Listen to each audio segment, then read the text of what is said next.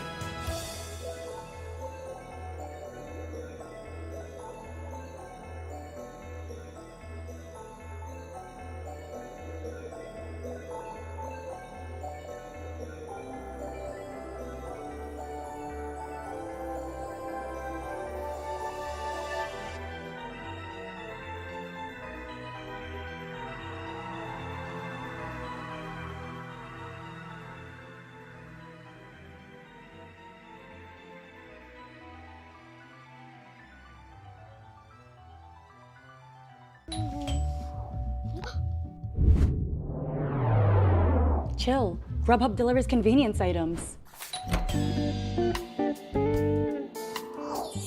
Grubhub delivers convenience items. Hello.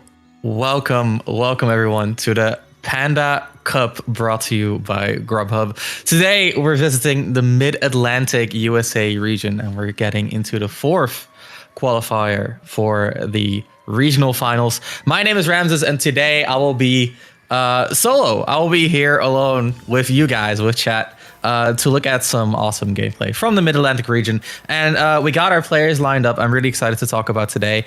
We're gonna have a blast. If you guys want to hang out in chat, be sure to do so. I will be checking the chat as we go along. And we're just gonna keep today a little bit chill, and we're just gonna be watching some matches, analyzing what's going on, talking about basically the players here, what they're showing, what they're bringing to the table. And I'm really excited. Let's take a look at a bit of the format so that everyone is informed and knows what we're looking at. As you can see, these are the dates for the four qualifiers that I mentioned before. Right now, we're in the 4th, September 17th, and then we're moving into the regional final in a month.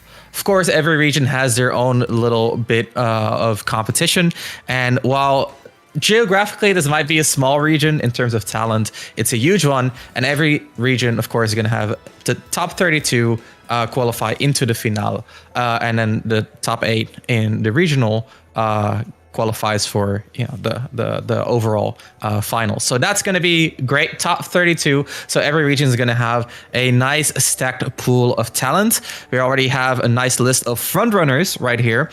And as you can see, the Mid-Atlantic USA got a nice top 3 going on there. We got MPG, Sora J, and Dabuz. Of course, one of those names at least you're going to be recognizing in Dabuz. And the other two, if you don't know them, you're going to be meeting them today. We have MPG and Sora, both of them in the winner's side of the bracket here today. Of course, MPG known for the Mega Man, and Sora playing that Daisy / Peach. Should be exciting. However, as you can see by the bracket here, we're going to be starting off with the upper side of winner's bracket. We're going to be looking at Drawlex, versus Quivine. And I'm sorry if I'm butchering those names. I don't know Quivine. If I'm mispronouncing that, I sincerely apologize. But I think it sounds cool that way, so we're going to stick to it for now. And if anyone has a correction in chat, of course, let me know. If you know any of the players, anything you'd like to add, just hit me up. A little bit of stats, right? We got the upset factor in terms of seeding, of course. Drawlex rocking that Pyra Mithra, the Aegis. Or is it Aegis? I prefer Aegis. I think the reason I say Aegis is because in Street Fighter, the dude says Aegis Reflector, which sounds a lot cooler than Aegis. Anyway, seed 40. But still made it all the way here into winners semis. Quivine, on the other hand, rocking the Mario 12th seed, doesn't have the greatest win rate versus Pyra Mithra, but I think in this situation, it's like one of those rare matchups where Pyra Mithra doesn't really win by dominating neutral as much as other matchups. More so, you rely on like a slower walling game, especially Pyra. I think Pyra is really good in this matchup, primarily due to forward tilt. It's really hard for Mario to get around that move. The insane pushback on shield just going to be really good. Whereas with Mithra, because you have the speed, you sometimes overshoot a little bit. A lot more precision needed. That's a little bit harder to execute on, to find. So yeah, should be interesting. I'm really hoping to see some Pyra, though on Wi-Fi, of course. The dynamics are a little bit different. That said, that does not necessarily imply an advantage for either player. Persona 3 has another way. That is true. That's true. Yeah, that's true.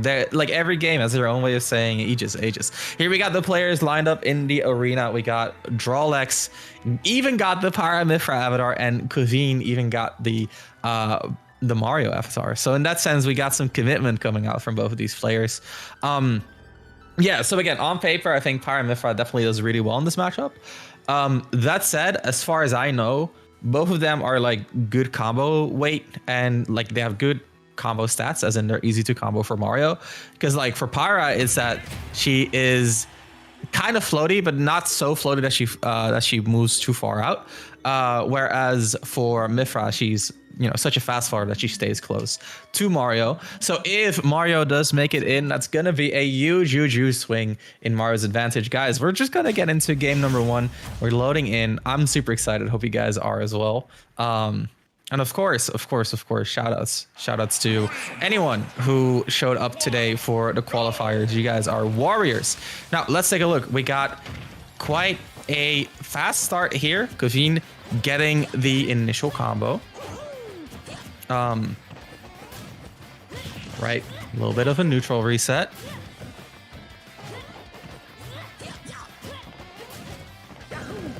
Mithra trying to make use of her range, but gets put in these pressure situations quite often. Okay. Kaveen finds his way in, but the foresight, just it's such a huge tool in this matchup too, where Mario relies on these combos, but foresight gonna interrupt them.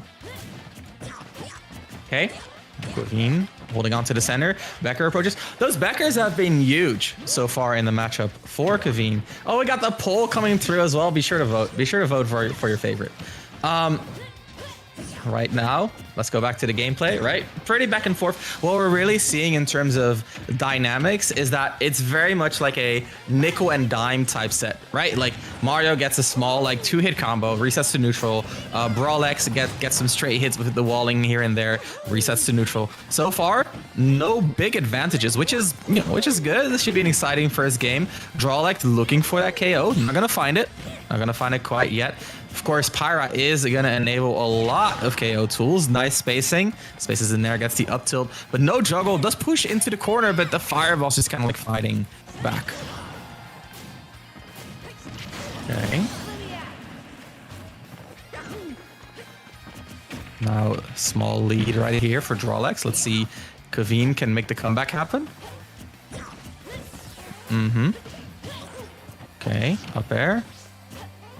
Control. I really like the control by Drawlex generally. Like when they play advantage, they hold on to center very well. It's just that, especially in this environment, it can just be hard to push as far as you need to really punish Mario. Nice roll read right there by Kaveen, just chasing his opponent all the way down. Yeah, following up on the roll with that up smash. Now, nice interruption. Kaveen, a little bit overcommittal in this edge pressure, and I feel like that difference in how clean the advantage is well, the difference in how clean the advantage is going to be huge in this matchup, because Mario, yes, he does have the combos. Ooh, not quite that one though. But he does have the combos, but the advantage hit afterwards, a little bit harder for stubby little Mario. Whereas for Drawlex, might not have the combos that Mario does, but after a hit can really hold on to advantage for a long time. So if you are not clean enough with that advantage, then well, Mario gets guaranteed damage. Aegis, not so guaranteed damage. The jab, gentleman. Pyra, a little bit overcommittal with the side B, but still the corner pressure. Look at this. This is what I mean when I say that Drawlex holds on to stage control so very well. And now that lead kind of manifesting. Even though Kaveen had a nice comeback, is this going to be another one? No, nice jump save by Drawlex. Drawlex now playing it safe, not gonna get out smashed. Kaveen looking to make something happen. Backer walling. Yeah, good reaction right there. Ooh, okay. Ooh, Drawlex makes his way back to center. There's the KO. Now we're back to even, and that's impressive given that both of these stocks just have been like these leads by Drawlex. It was small, big, it doesn't really matter. He's been in control, but Kevin just kind of showing that, yeah, you can control a lot of the game, but I only need a few openings for this to really, to really even out.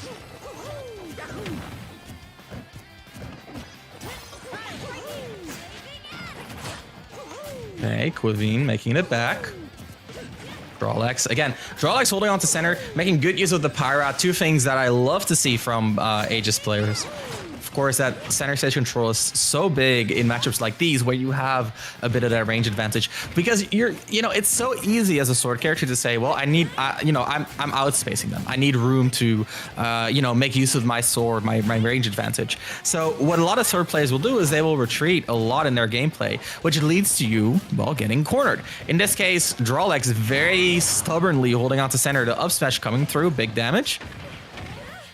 Ooh, combos. Okay, but not gonna finish it. Of course, PS2, very, very nice stage in terms of combos for Mario. Let's see, now Kevin, after being on the back foot, finally finds his footing. Mario gets to land. Drawlex maybe a little bit eager. I see a lot of KO moves coming out already. Kevin pushing, but not quite finishing again. How clean are you in advantage? How clean are you when it all comes down to that final hit? And Kevin, very, very methodical, very, very chill in terms of commitment, but the forward smash, kind of like a rare risk, and I like that, because when the risk is rare, what that shows to me is that it's not just like a Hail Mary. It's like, okay, I saw the information, I put the pieces together, and using that, like combining all of that, I managed to make a read, which is obviously a lot better than I'm going to forward smash because I want to forward smash. So very well done by Kevin. I really liked how they paced themselves. What's up, Jay? Yeah, we got the new mic on deck. I'm sounding good, am I not? And I mean, I'm really enjoying this game too. I think that helps. I got a little bit of enthusiasm oozing through the mic as well. Yeah, but what I was saying, I think is really nice by Kevin, is that they didn't really like rush the opponent down, right? Like it's very easy for Mario to get into like a headspace where you're like, okay, well, if I just throw as many combo starters as my opponents, as possible, then one of them will stick. Not really what Quivine was going for. A lot of like just poking with back air, playing it slow, and then eventually just eking out that final hit, which, he did quite beautifully. Let's see if Kevin can do it again, or if Drawlex can hold on to that control a little bit more this time around.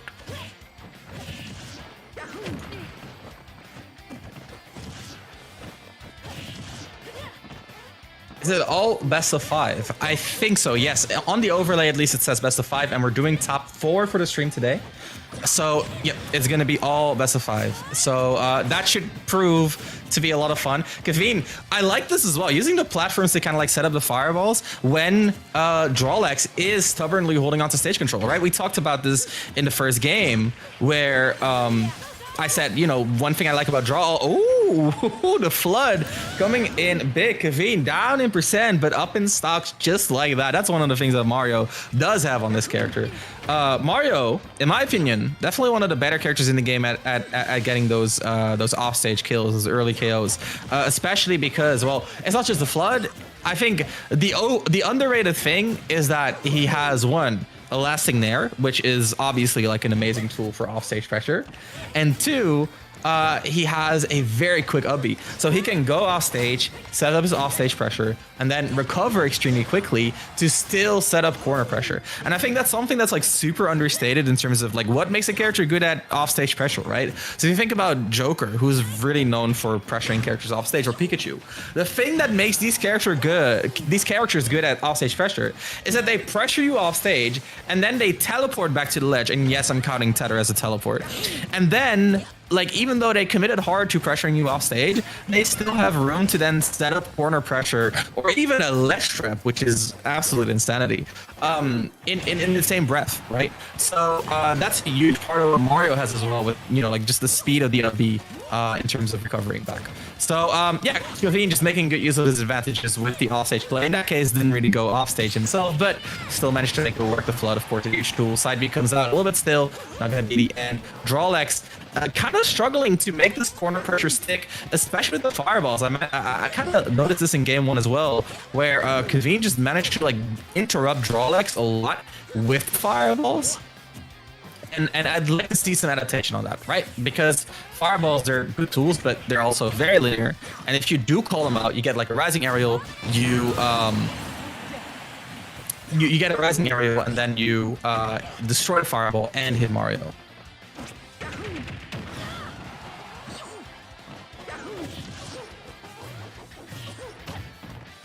Okay, let's look at the pressure here.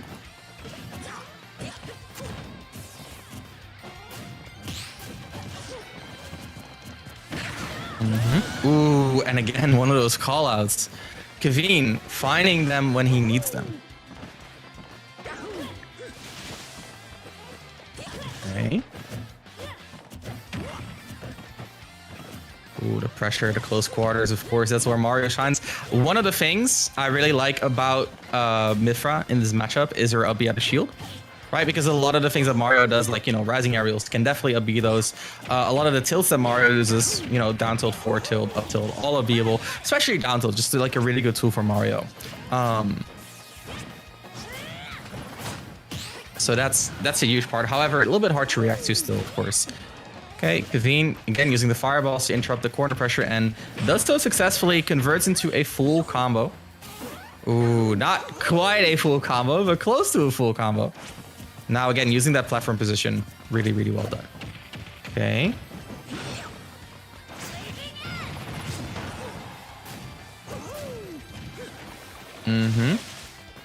Ooh, the dash attack gonna get flooded.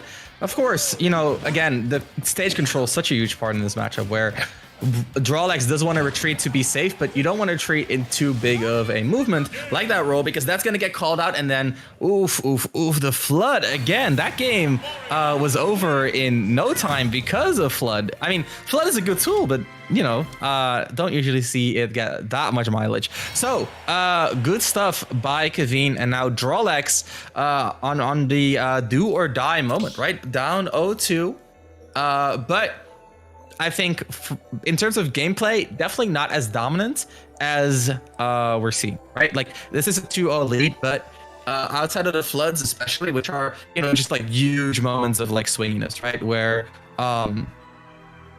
you know, a single flood can make such a huge swing, but in essence, it's just a single interaction, right? Outside of those like single interactions with like, you know, huge moments, huge opportunity for swings, I think Drawlex is doing really well.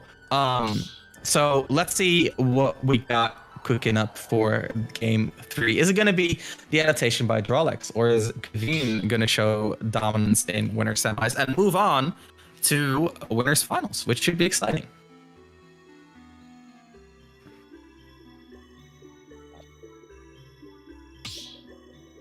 Got selection going on, and we're getting into game number 3. Again, we got Aegis versus Mario. Let's see. Is it time for adaptation or time for domination? We're going to find out. Game number 3 of winners semis. Of course, let's see if we're going to go back to PS2. No, we got a stage switch. Smart. I like it. Got of course, we got Town and City. I was going to say Pokemon Stadium 2 out of pure habit. The early foresight going to come in, and then we got Kevin just looking for the corner pressure. Look at that. Looking for a lot of jumps. We saw a rising up air. Now we saw a rising down air as well. And catches the jump that time. Not going to convert into much. And again, the jump reads. Kevin really consistently looking for them. Town and Stadium. Town and Stadium 2.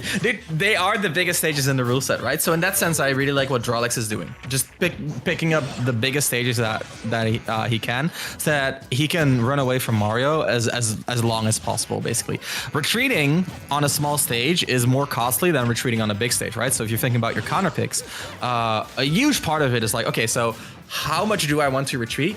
And on the stage that I'm selecting, how often can I retreat? And in this case, Drawlex just, picking something that makes a lot of sense to me. Especially because like PS2, as we mentioned before, a really good stage for Mario in terms of combos. In this stage, combos a little bit harder to find for Mario. Corner pressure again in the empty land, forward smash. That is a hard call out if I've ever seen one. And I'm just gonna highlight it again because we've been talking about it, and it's just a common pattern. The corner pressure, right? If we compare the pressure that Kaveen finds in these corners compared to what Drawlex finds, it's just a whole different story. Kaveen showing a lot of prowess in terms of holding onto the corner pressure, and it's paying of dividends. Ooh. Now Kaveen using the turnaround fireball to land, gets a dash shield.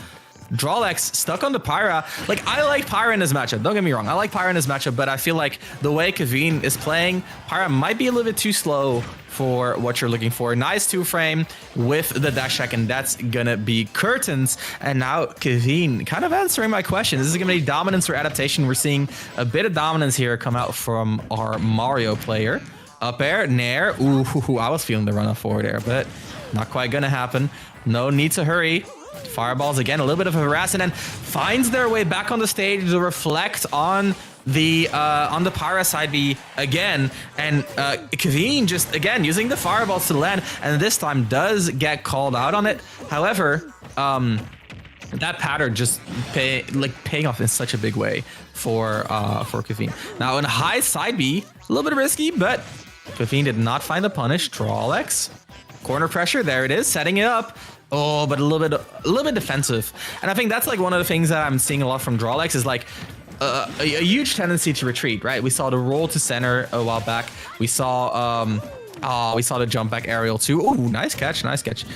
Just constantly kind of like retreating. And it's good to retreat, right? But you got to retreat in a nuanced way. And if you retreat too much, then you're giving up all pressure. The back throw there is gonna do it with the Town and City blast zones on deck and a low percent 2-stock for Kaveen, showing an exciting start to our winners semis. Very well done. Not an easy matchup for Mario, but managed to make it happen with some good pressure in the right situations. I really enjoyed what they had to show there. Drawlex is going to take a dip into the lower side of the bracket, but definitely not out yet. So yeah, good way to start it off. We saw some good interactions, some good adaptation as well, where I feel like every game just got stronger and stronger for Kaveen, which is obviously a good sign in terms of like adaptation. Because here's one of the things that people don't really talk about, right? Like people are like, oh, well, if you're losing, then to win, you got to adapt to your opponent. Very true. Very true. However, if you're winning,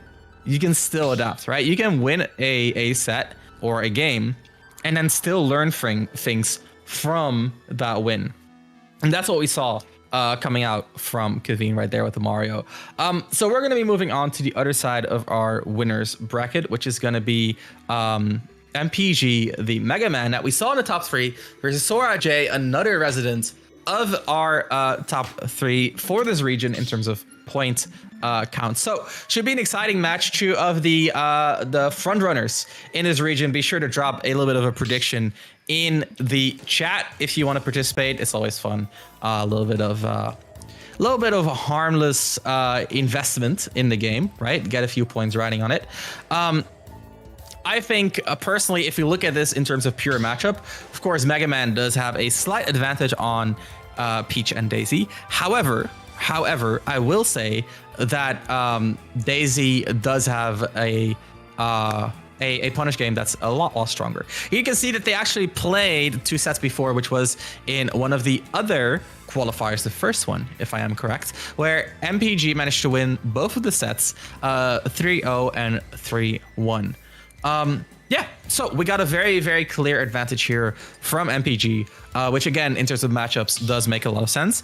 I feel like one of the things that people kind of like underestimate is how much harder Peach and Daisy have it on Wi-Fi. Because I think in general, like characters like Peach and Daisy that are pretty like execution heavy are a lot harder to play on Wi-Fi, which is you know, like a huge part of it. However, on the other hand, what they do have is when they get up close and when they set up their pressure is actual insanity, right? And well, we're about to find out. We're getting straight into game number 1. No need for any preamble. Look at that. We got the turnip on deck. That turnip's such a huge part of these zoner matchups for Peach, or, you know, Daisy. I'm sorry. I'm just used to saying Peach. It's a shame, by the way. They used to be different because the difference is in their turnips, but now they're the same. I always like it when echoes have like small differences, like for example, Roy and Crom. I think that's way cooler than like a Belmont, you know, where they're both kind of like the same character. Anyway, let's get into the game. We got a small lead right here by Sora.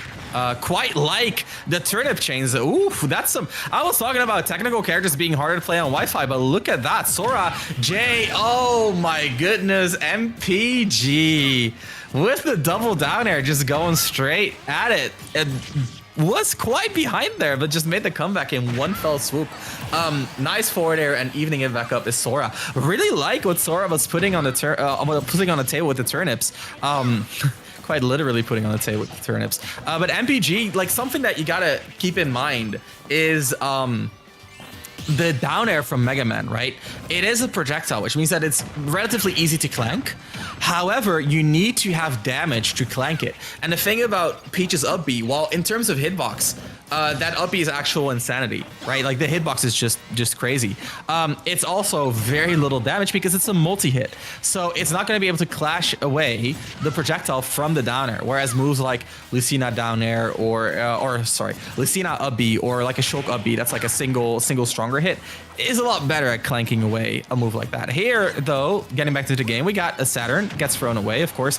Saturn not super useful against Mega Man anyway, mostly good against characters that rely a little bit more on shield. MPG holding on to this corner pressure. Look at that, a little bit of a feint, a little bit of a commitment with the back air. Not gonna find it. And now Sora back in center looks to set up some pressure. A little bit hard to find, but does break through with a nice forward air. And you can see Sora, they studied up. They studied up for sure. If we compare just what we're seeing here to the set record, right? The set record was pretty strongly in favor of MPG. What we're seeing here is all but an even game. Very, very back and forth. Okay. Let's see how Sora evens the score back up. So far, nice chip for MPG. That leaf shield, such a good tool, such a good mix-up in terms of the walling. And the down air, again, catches a ledge jump and just finishes it off at near zero. MPG, the down air clutch master. Oh, that is crazy. Really enjoyed what he was showing there in terms of his down air accuracy, because he found that down air earlier too, and now in the down air again, like so the first stock and the third stock both down airs at the ledge, and that kind of shows like maybe Sora a little bit too aggressive around the ledge, right? Because at the end of the day, right, ledge is still a disadvantageous situation. So if you're swinging out of a disadvantageous situation, you're naturally taking a little bit more risk, right? And that's the risk that we're seeing, and that's getting punished really well by MPG. And of course, like, you know, MPG on the other hand, right, and just this is just like, you know, not to talk down on any of the plays that are being made, right, but he can just throw out the down airs to see if they stick, because the risk reward for throwing one out is just so insanely in his favor. And I mean, in this case, we're seeing exactly that. And I think, you know, again, this isn't meant to, you know, talk down on anything, because this is what top level players do. They find good coverage with good risk reward that they can throw out, and if it works, they win the entire game. And if it doesn't work, then, you know, it's fine. They still have an advantage. So in that sense, very well done by MPG here. Now again, evening it back up. We're on PS2 still. I think a good stage for Mega Man. But I understand why Sora picks a stage. It also gives Daisy a little bit more room to pluck turnips, a little bit of room to weave around the pellets, because pellets, one of the strongest mid-range tools in the game. And of course, a huge part of countering Mega Man. So being able to weave around those, super big. There we saw a nice turnip getting Sora out of the juggle, allowing them to keep on surviving. Now, again, a bit of a percentage lead, and even a stock lead this time by Sora. I like it. I dig it. Good stuff. But what we saw last time was a lead by Sora, but MPG immediately kind of shifting the tides. So far, though, Sora working on a solid lead here. Look at that, almost more than a full stock ahead. Up air coming through. MPG, if MPG can finish it here, still very possible, but the longer he waits, the more this win is slipping out of his fingers. Nice up air. Nice juggle. Look at that. Sora J just finding all the right hits. The up air, the double up air, of course, that's going to do it. But look at the percentage on MPG. 125. Gets forward air. Not quite going to be the KO. But it's close. It's close. Counter is gonna trigger, but each counter kind of known to be a bad one.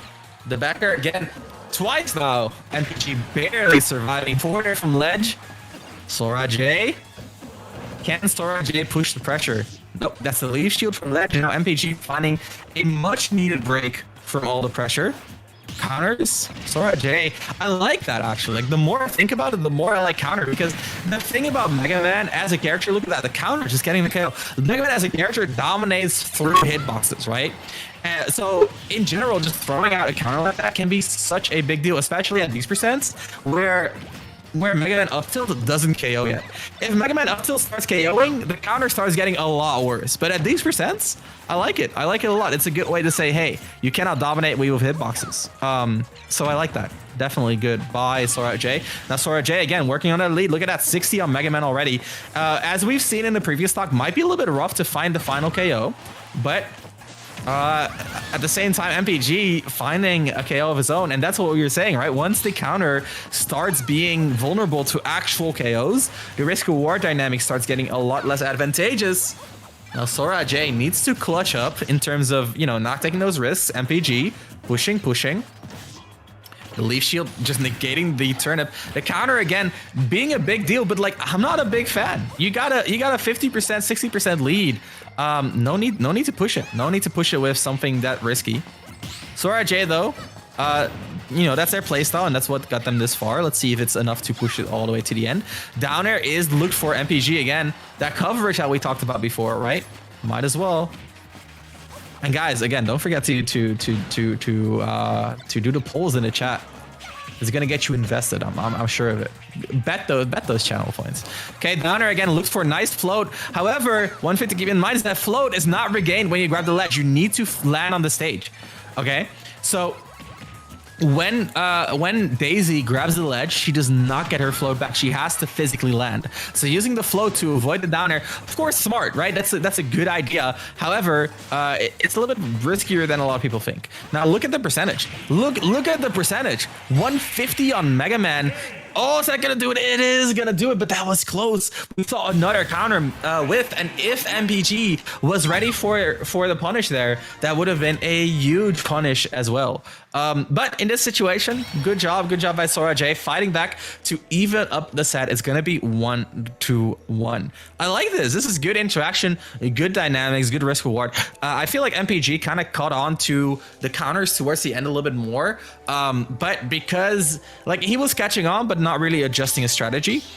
So he was hoping that within the confines of what he was doing, he could start punishing the counters. Whereas I believe it would have been a lot better to just say, okay, well, if my opponent's going to use a lot of counter, I can kind of like adjust my strategy to counter that in general. So that's something that I think is huge, right? Like if you find a weakness that is that exploitable, then adjusting more than just like individual interactions and instead adjusting entire strategies is kind of what you want to go for. So let's see if MPG can do that, or if Sora J is gonna push the momentum train all the way to another dub on the board. It's 1-1 and we're going to Battlefield for game 3. Okay, immediate turnip, smart. But the thing about Battlefield that is a little bit harder to deal with is, of course, the up air pressure. Mega Man, one of the best characters in terms of platform pressure in the game. Okay, up air. Sora J looking for the drag down, not finding it. Ooh, look at that. Look at that. I like that. The rush tricks, kind of making it ambiguous whether he's going to be available to actually punish what Sora J is doing. Sora J looking for some more turnip trains, not finding them. Floats. Ooh, down tilt. Yeah. That's Mega Man's actual dash attack. It's the down tilt. Okay, we're seeing a very back and forth game, but MPG definitely edging out a percentage lead. They see down smash connected and didn't take the... Dude, the fact that melee Peach down smash deals like 15% damage per hit is actual insanity. There's the down air again. And again, I just want to highlight the fact that you cannot clank that away with Daisy, which is the normal counterplay against Mega Man. So what you want to look for a lot more is, for example, like an air dodge to ledge. It's a lot harder for Mega Man to cover that than an up B, because the way he kind of like beats the up B is by not by reacting to the up B, but by reacting to the positioning, right? So you're moving into position to up B, and then he reacts to your movements, and then he throws out the down air. So an arrow to ledge can really mess that up. And on top of that, let's just keep in mind that the reason why Sora J got put into position to get down aired was, again, because of a counter that went awry. So something to keep in mind, just something to keep in mind. I think in terms of like storyline, in terms of like what's happening in the set, definitely the counter, like the biggest point of contention. And so far we haven't really seen Sora use a lot more of those counters, which is good. I like that, but it might be a little bit, you know, a little bit too late for this game. That said, Daisy can always pull something out of the hat. She has insane damage, insane KO power, given the right situation. And there we saw the counter again. Good reaction to the forward smash in this case. I don't mind it. Of course, MPG could have charged a little bit more, but they were obviously waiting for a landing, right? Reacted to the landing, and then the landing got mixed up with the counter. So Sora J, just good awareness. Back air. Okay, side B to the stage. Sora playing with fire. And MPG happy to provide it. Look at that, good confirm there to close out the stock. And now a very solid lead for our Mega Man player. MPG showing why he's one of the point leaders for the region. Definitely a huge shot in terms of you know, top 8ing the eventual regional finale. Okay. Palette into the landing up air. That's one of the patterns that you're gonna see a lot from Mega Mans, like all the good Mega Mans, is that they'll use like palettes to kind of like make you play more passive, and then use that passivity to pressure you. So they'll do like, you know, palette, jump in and do like a landing up air, and then the landing up air is very, very advantageous on block. Or they'll do like a palette, jump in and then go for like a leaf shield, which is like a timing mix-up, right? Talking about timing mix-ups, going for an early back air there to catch the ledge jump, and now MPG showing dominance, right? What we saw in games 1 and 2, where they went extremely back and forth, no longer on the table. MPG now looking for you know, just solid wins, and that was, you know, that was a good nice clean win for MPG. Really like what he was putting on the table there, and kind of what we'd said before, right? Just the counter being such a huge part in terms of beating Sora. So if Sora can reduce the counter usage a little bit, that's going to be like the first huge part in terms of his road to victory. I think on the other hand, MPG also a little bit mix-up heavy in terms of his projectile usage. I think for Mega Man, or for zoners in general, one of the biggest things that you should be learning, you should be developing in terms of skills, is knowing when you should be repetitive, right? Because sometimes being repetitive is good, because if your opponent shows like that they cannot beat something, right? Like if Sora J never beats your normal palette patterns, then why ever use something other than your normal palette patterns? But yeah, that's exactly what we'll find out here today. Does he need to be consistent in that way, or can he go for the mix-ups that he so prefers? So far, Sora J evening up with a nice little combo. MPG, of course, with a strong start here today. Again, the down air not getting clanked away with a multi-hit move. The Daisy up air, definitely a lower damage to hit aerial. Okay, the up smash. Sora J knows that they can cover multiple options. Okay. Nice advantage state so far by Sora J. Look at that. 132 on Mega Man. Lots of control coming out from our Daisy player.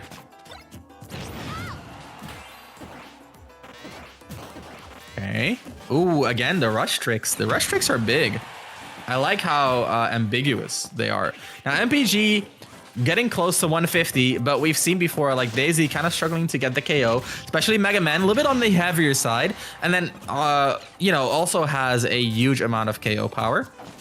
Let's see if that comes into play. A single backer here can be curtains. That's the counter again, getting pushed into the corner, now in a bad spot, not finding what he wants. Sora needs to clutch up Let's see if he can find the KO. Oh, barely misses the forward air. MPG a little bit greedy with the dash attack, or with the forward smash out of the corner. But the dash attack is going to get the KO and the Stitch face on deck. Now, Sora J, this is your moment. Double Stitch 70, and the counter does not get punished. Look at that. MPG now on the back foot. And we went from a dominating MPG win, but to now Sora J showing a lot of dominance in this game number 4. And of course, this stage helped, but I mean, if that was a normal turnip, it would have been the same damage. Like the combo would have been the same. Float again gets used now from the ledge, a little bit less of a mix-up because Sora doesn't have a float. But Battlefield helping out a little bit. Not enough though. Not helping out enough to avoid certain boom. Now MPG evening up the stocks, but the percentage is still very much in favor of Sora J. Not if MPG has anything to say about it. Look at the advantage, look at the strings, 33-42, just hunting for more. Very nice by MPG. I like how much pressure they put on after getting a hit. Okay, look at that. Nice. MPG 74 already, almost unanswered. 84, look at that. He just keeps racking up damage. He's racking it down. 88 unanswered. Down air barely whiffs, but MPG back in the game in a big way. And that was game 3 MPG just rearing his head here in game number 4 as well. And the forward smash. Oh my goodness. I told you the pressure from MPG is absolutely insanity. Very, very well done. MPG just taking the lead after such a rough start. And Sora now has, again, this is his moment to kind of like show what they're worth. Gets a weak hit on the nair and not quite punishing the up B or the air dodge. A little bit in between in the timing there. Very unfortunate. Now MPG again holding on to that advantage. All of the American air dodges. Just Sora J wants to get back to center. Becker is going to hit, not going to get the KO. Even at 150, of course, again, KO power, weights all playing into the decision making here. A weak hit back air. The dash attack not quite going to do it. Sora J looking very lost in his in the final moments of this game number 4. It is do or die here for Daisy. See, MPG looking for the Z drop on the metal blade, gets the back throw instead, attaches the sticky bomb. No result. Look at the corner pressure, look at the confirm, look at the KO. MPG with all the rage in the world, just finding exactly what MPG needed right there. Really enjoyed how MPG played that match, and really enjoyed how he pulled everything back after being down so much in that game. Even the Stitch, right? The Stitch was such a huge swing in terms of momentum, right? Even if it wasn't necessarily like objectively a huge boon for Sora, it was still a huge part of the momentum, right? Because then suddenly your opponent has a Stitch, suddenly you have to deal with the pressure of like a huge projectile that you cannot use pellets again, right? Because the pellets, they get the Stitch just kind of like pushes through them. So a huge momentum swing in Sora's favor, but MPG just like clutching up, staying solid, saying, hey, I just need a single hit, push that single hit all the way to insane advantages, and just time and time again managed to get the comeback on deck. Just managed to regain control whenever Sora got a little bit of momentum, and Sora got momentum a lot, right? Sora definitely not a slouch, definitely found really good hits at really good moments, but at the end of the day, MPG just kind of like regaining that control and actually finishing it. And that's like the biggest story, right? Is that I feel like Sora just like, they got the damage, they got the strings, they got the momentum, but they didn't really get the final hits. Whereas if you look at MPG was willing to commit to get those final hits. The down airs, the forward smashes, the back airs, all like a little bit more committal, but if it hits, it's going to be a huge lead for MPG. And that's what we saw. Huge leads. And even when he was behind, you know, regaining those huge leads. So good showing by both players. Really enjoy that. So as you can see right now, the bracket has advanced a decent amount. We got Kaveen versus MPG in winners finals. Meanwhile, in losers, Sora still has to get past Trin, where if they win, they get to fight Chris the Hedgehog, which I think is an awesome tag. So exciting stuff there for the top 8. We're gonna look at a little bit of our partner. We got Grubhub partnering the Panda Cup. And of course, if you're a new diner, feel free to order this month while you're watching and then use code PANDA5 to receive $5 off of your first Grubhub order of $15 or more. You can get your food delivered on time and at the lowest prices, guaranteed, or they'll make it right. So if you're feeling hungry, like I am here in Europe, it's getting a little bit late. It's time for some grub. Be sure to check out Grubhub and use code PANDA5. I'm a huge fan of Grubhub. They do function here within the Netherlands as well, make frequent use of their services. So be sure to take a look in case you need to get some food. I am indeed feeling hungry. Exactly. So we got you.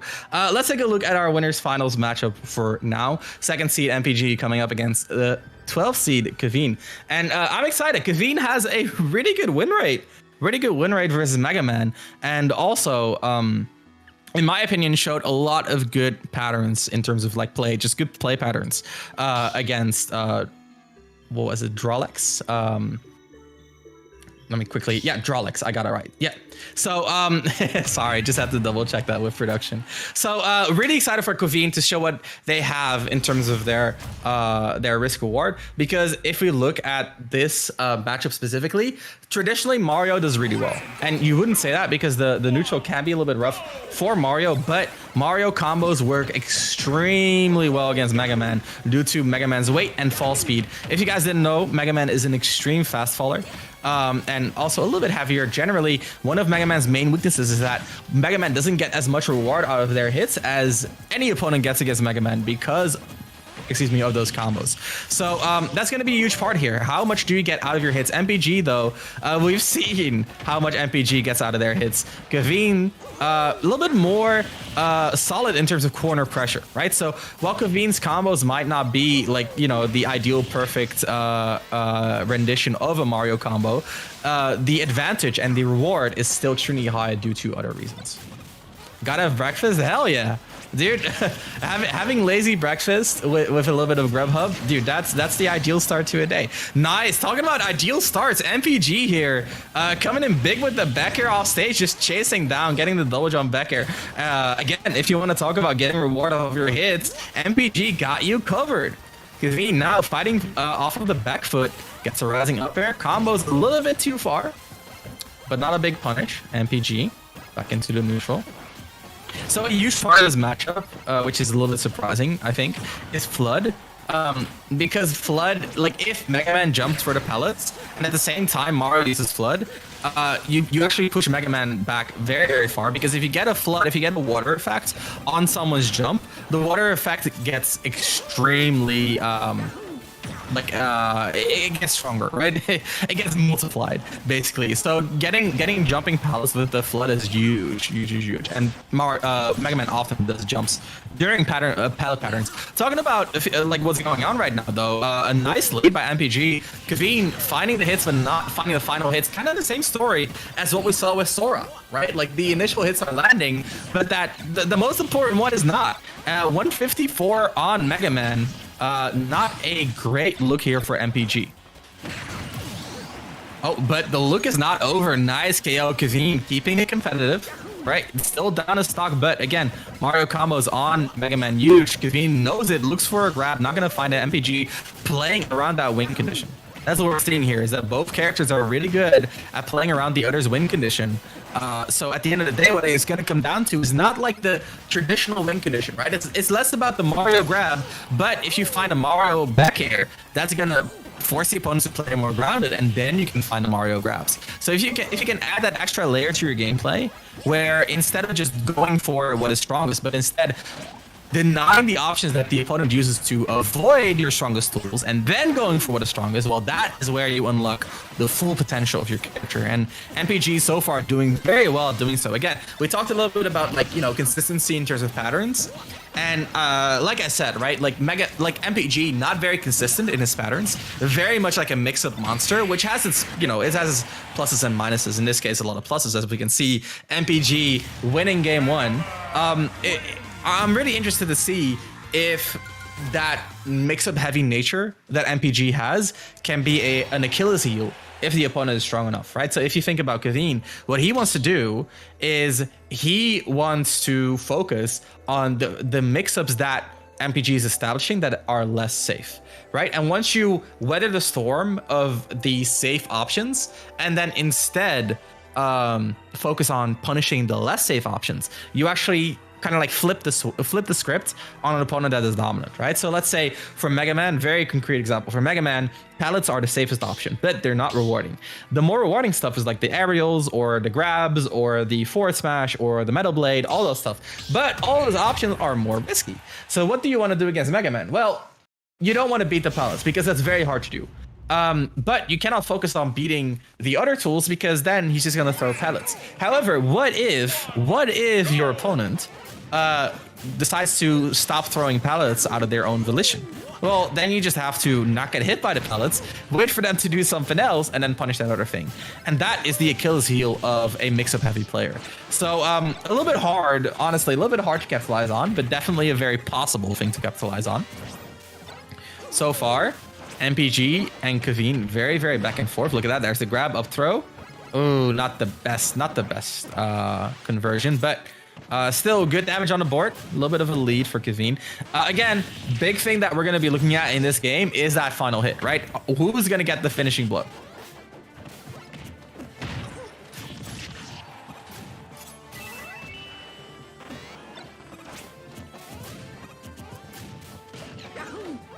Okay.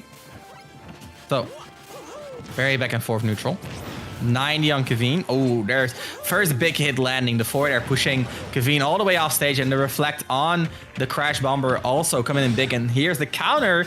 Kaveen finding the back throw, and now again a very different game as to game number one. We've seen huge adaptations in every set so far, and there's the cape just reflecting that forward smash and making quick work of the Mega Man stock. Now the down throw not going to convert into much of a fast volley nature in this situation, coming to MPG's aid. Crash bomber again sticking, and the forward smash. Oh, MPG has been so consistent with those. Look at the harassment off stage. A little bit of invincibility by Mario to get through the down air. Oh, the leaf shield. Good damage, but not quite the KO. Again, we said this, right? We're going to be looking at that final hit. Who's going to land the final hit? That's the most important hit. And so far, we see Kaveen getting that. Look at that. Look at that pressure. He's just looking to solidify the read. No jump on MPG. The cape comes out and gets the gimp, gets the KO at 60. And this is the exact opposite as what we're used to from MPG. Normally, MPG is the guy who lives forever and gets the early KOs, but now Kaveen flipping the script and getting a very solid full stock lead here. Okay. Pressure, Kaveen looking to get on the board.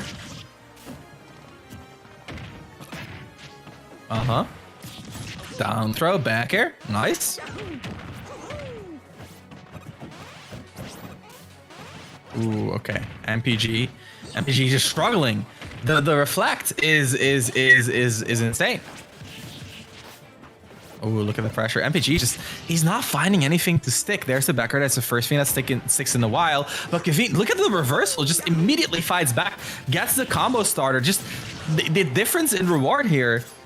Kaveen using the stall to avoid the back air as well. What precision. In a high pressure situation, Kaveen makes it happen.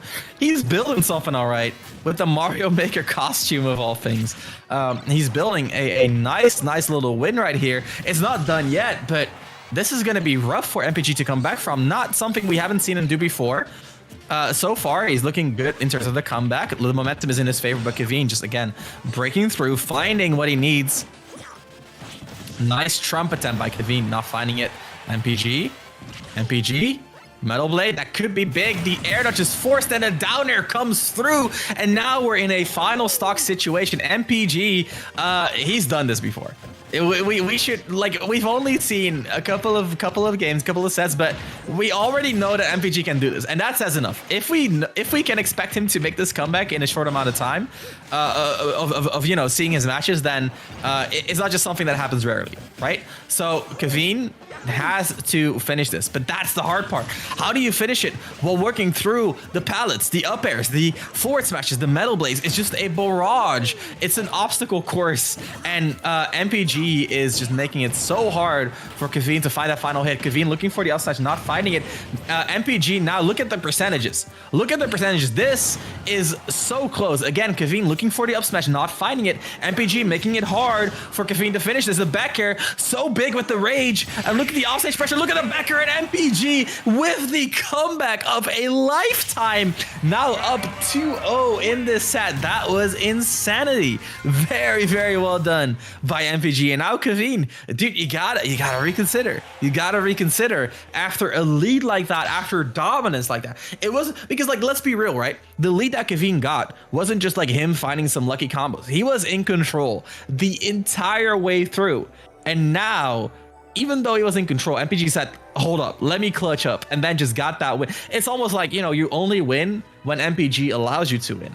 And that is what we're seeing right now. Kaveen, going back to the same stage, but in terms of game plan, kind of has to reconsider, because there was something going on there that MPG noticed. And let's see if Kaveen can counter adapt and show that, you know, he also has that awareness of knowing, hey, there are certain things I need to fix up. Let's get cracking. So far, MPG again showing dominance. Kaveen only needs a single hit though. The up air, ooh, not quite a frame trap, but oh so very close. Nice. MPG, quarter pressure to back air. One of the best aerials in the game for sure. It's so fast, one of the fastest out of shield aerials in the game too. Multi-hit, KO power, huge disjoint, very lasting. The only thing it doesn't have is it's a little bit laggy in terms of landing lag. It doesn't auto cancel out of a short hop either. But you know, like, if that's your biggest flaw, then you're eating good. You're eating good for sure. MPG, look at the corner pressure again. Gives a little bit of room to Kaveen. Kaveen trying to use it, but MPG is just running circles around his opponent, using the rush again. A lot of movement tricks. Kaveen, nice breakthrough with the meaty up B. She's going through the ledge. Look at that. Ooh, the cape.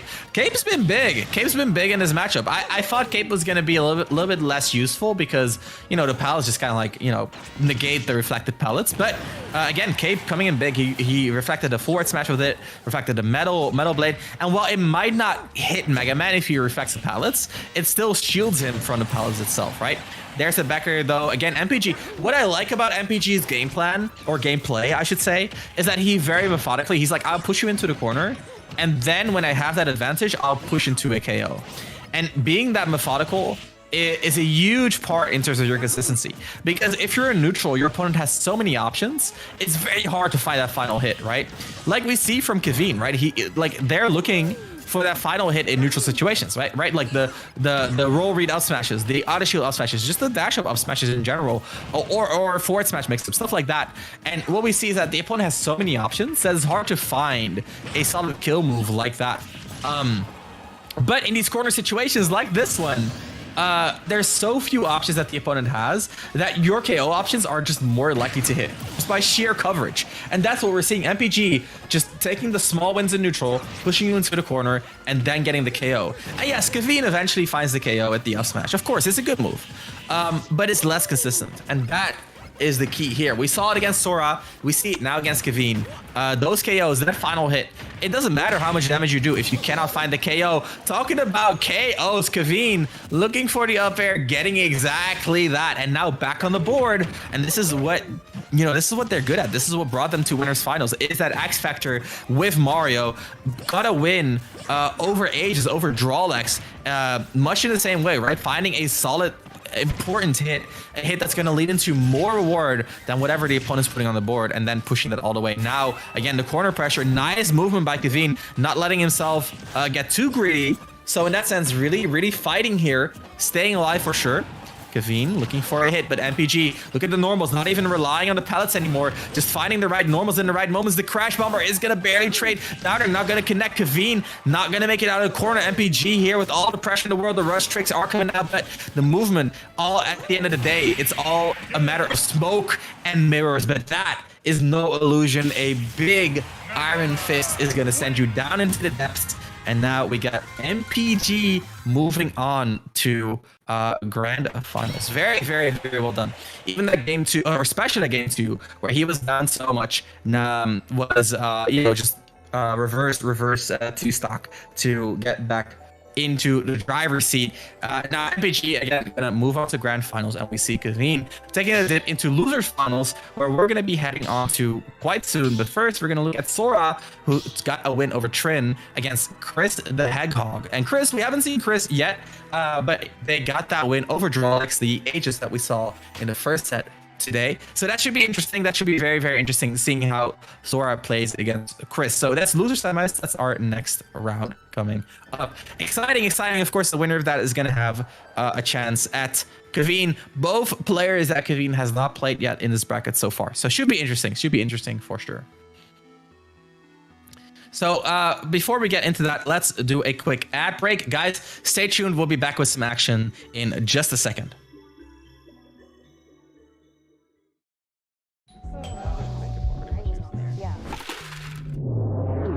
Grubhub delivers convenience items.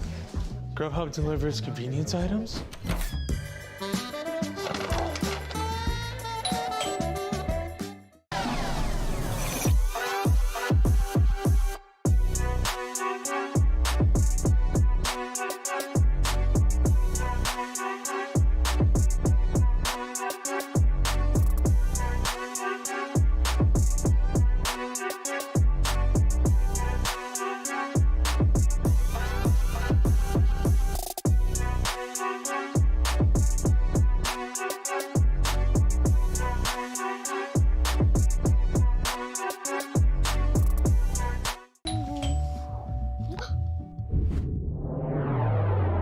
Chill. Grubhub delivers convenience items. Grubhub delivers convenience items.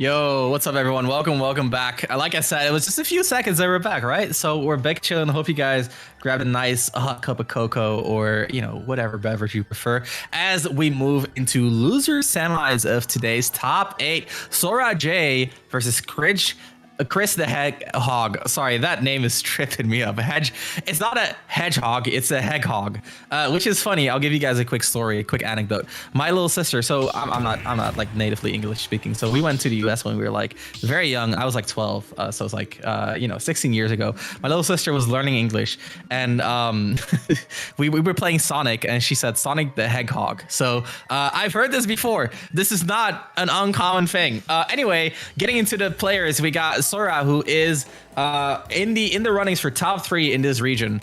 So extremely good track record. Has played against Chris the Hedgehog before in the previous qualifier, so 2 weeks ago, just about. And as you can see, has a decent win rate against Pikachu, 65%. Whereas Chris, on the other hand, a little bit of a struggle against Peach and Daisy, 0% win rate. So let's see if Chris can turn that frown upside down and get a nice win on the board, or if Sora is going to stay solid and move on to face Kaveen. Sora, of course, we saw before, very, very adept with the turns, which is huge in this matchup.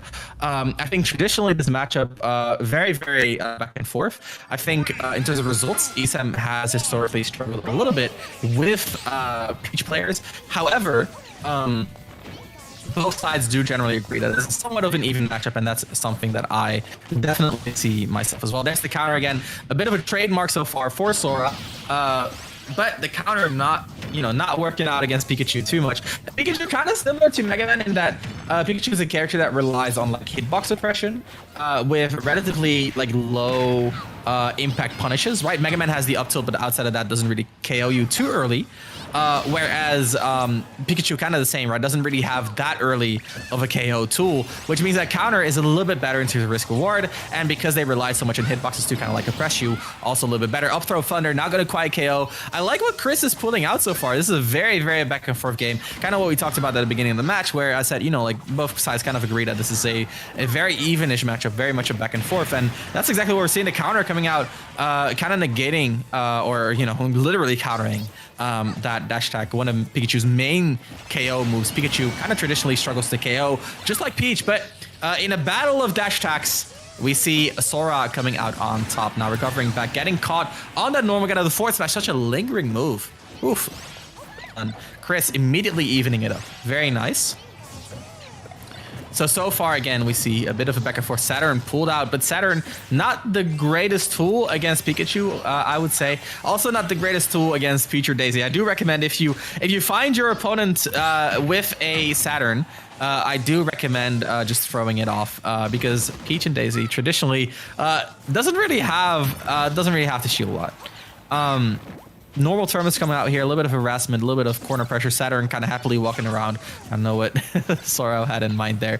And yeah, just getting rid of it, exactly what we want to see. Look at the lead though. A nice near 100% lead for Sora. Again, the counter not working out. That has been the, well, I almost want to call it a habit, but Chris, no. The Hedgehog not finding the ledge. And unfortunately falling to their doom. Nice conversion, Sora. Finding the up smash as well. Huge damage coming out here. And that's the thing that makes this matchup a little bit rough for Pikachu is that, like, up close, Daisy... Oh, okay. Whew. That was well found by Sora. Not quite gonna do it. But yeah, up close, Daisy quite good at fighting, right? Like her Nair, kind of like a Nest Nair, which is traditionally a hard move for Pikachu to play around. Her back air, traditionally just a good move in that range as well. Down tilt, kind of crouching under Pikachu's Rising Fair too, and then just countering. So overall, like up close, Daisy and Peach, really, really powerful, which is like Pikachu's main weakness, is that Pikachu has to get up close to make things happen. And then you're in a range where Daisy can force trades because Pikachu has Nair, forward air, and back air, which are all three of them are multi-hits, right? Which are very, very weak to damage trades. And then Peach or Daisy's single damage output is insane. So that's kind of like a huge rough spot in the matchup that Pikachu eventually has to enter close quarters, and that's where Daisy kind of dominates. The other side of the spectrum, though, is that like Pikachu can approach with a Thunder Jolt, which kind of dominates the ground. And while Thunder Jolt is out, Peach kind of wants to be a little bit higher up in the air, which means that the like you know, she struggles to trade, she struggles to do what she normally wants to do, or she has to fight around the T-Jolt, which is not an advantageous position to be in. So still a lot of tricks for Pikachu to pull out, but can be rough to be that precise, and that's what we're seeing here. Sora J just a little bit more precise, a little bit more consistent in the conversions, and a little bit more dominant in that game one. Chris, an unfortunate as the, but let's see if he can sharpen up the game. Let's get into game number 2 on Smashville. A good pick for both sides, I would say. A little bit harder to play around T-Jolt on a stage like this. So let's see if Chris makes use of that. Look at that. Ooh, Sora actually making it back. That was nice. I like that. Sora making sure it's not the end, saving their resources in a very patient way. Chris tried to out-patience and get a hit in a moment that the opponent did not expect, but it was not enough. Nice. Oh, the bomb and the pummel and the explosion. What a tragedy. You don't see it often, but Sora getting punished for pulling a turnip because it was a bomb. And then Chris getting the pummel as well. And then the explosion sending them in the exact right way for it to not be a double KO. What a tragedy. Sora quickly trying to make up for it. Does so pretty well. Look at that. 132 on Pikachu, but Chris immediately back on the offensive as soon as he gets an opening. Look at that. Using the runoff to kind of facilitate his aerial usage as well. A little bit high on the pummels, but a little bit heavy on the pummels. I'm sorry. Look at that. Sora trying to get control, but Chris now kind of like running with it. 55 gets the down tilt, gets the run off down air too. 80% on our Daisy player, gets the regrab, but the up B to center. This is what we talked about, right? Pikachu can chase you off stage and then kind of like recover back to the center and then set up a ledge trap. So they get to have their cake and eat it too, which is a very, very rare combination of qualities. And look at that, another SD. We're seeing them left and right in this set so far. Now Chris all but won this game. Sora not out of it yet, fights back, gets a KO. Ooh, turnip in control. Chris trying to convert off of it. Yeah, this is such a back and forth. It's very interesting to me. Ooh, yep. Very, very aggressive by Chris. No counters, something that stands out to me, which is good. I like it. Sora without counters is my favorite Sora. Now Chris looking to finish it off. Not going for the thunder. I was kind of feeling the thunder there, but he knows he doesn't need it. Oh, and Sora falling out of the forward air. Oh, what a tragedy. Chris, you gotta push. You cannot just let your opponent chill the counter again. Little bit deceptive in terms of range and how long it lasts. The quick attack leading into a bit of an advantage, but not enough. Chris, very hard to hit though. Very, very sneaky in these disadvantages where Chris is very, very quick to just leave with the quick attack. And of course he's quick with the quick attack. Kind of part of the move, right? But Sora playing Peach kind of struggles a little bit to chase every single quick attack. Chris looking for offstage pressure, but Sora avoiding it expertly and then getting the KO. That's huge because now Sora is one combo away from evening this game up, especially if we consider the difference in KO power here.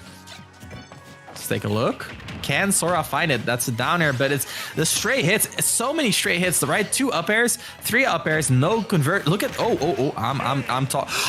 are you kidding me? Full DI out. He got the forward air KO. And what did I say? Sora, he could still make it happen, and he did.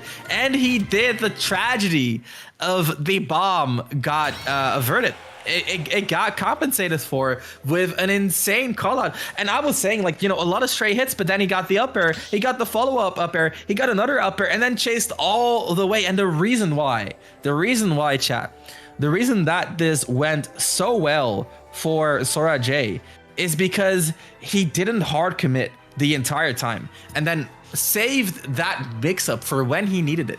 And when he needed it, you know who was not ready for it? Chris was not ready for the commitment in that big way, and that is where Sora got his reward. So he saved that commitment, he saved that risk reward, he saved that strategy for a rainy day, and the rainy day came. He cashed in, and he cashed in the biggest way possible. And I like what Chris was doing. He was drifting away to try to avoid exactly that forward air, but Sora just committing so deep, so far. And even calling out the drift away from Chris, and the drift away became his end, as the drift away caused a little bit of bad DI. So amazing mental fortitude by Sora. Let's get into game number 3. I feel like Chris was doing really well, but the momentum shift of a maneuver like that has to hurt a little bit mentally. So let's see if Chris can pick it back up, or if this is something that's gonna sting. Good SDI. I saw Sora. Sora's definitely SDIing there. You saw the SDI indicator. Trying to get out of the nair loops.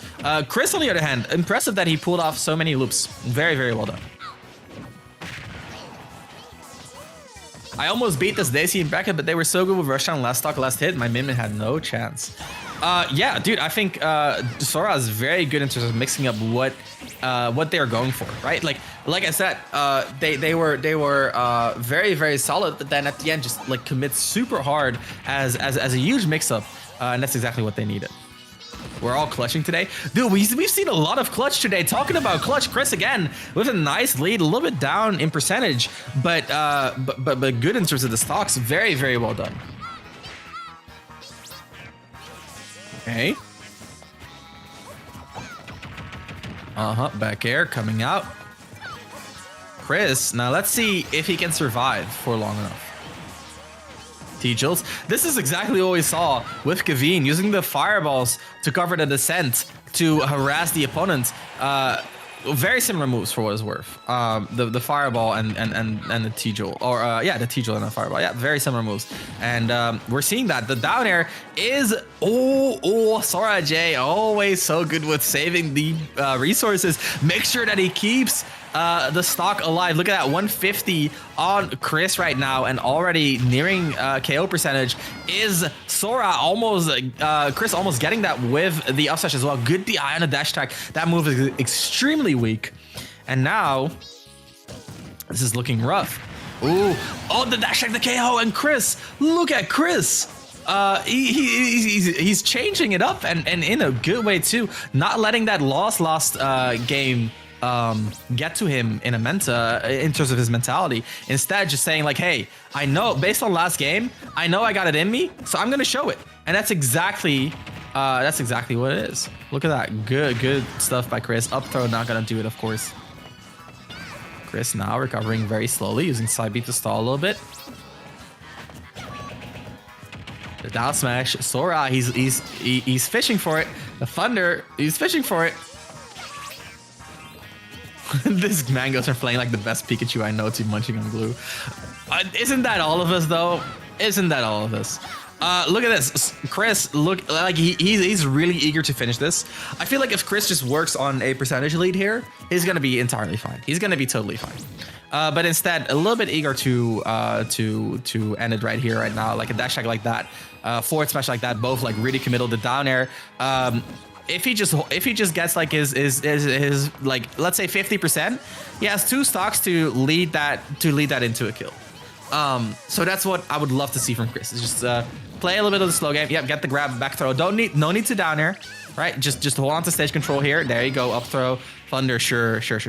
But yeah, no committing. This is very good. I like what Chris is putting on the table here. There's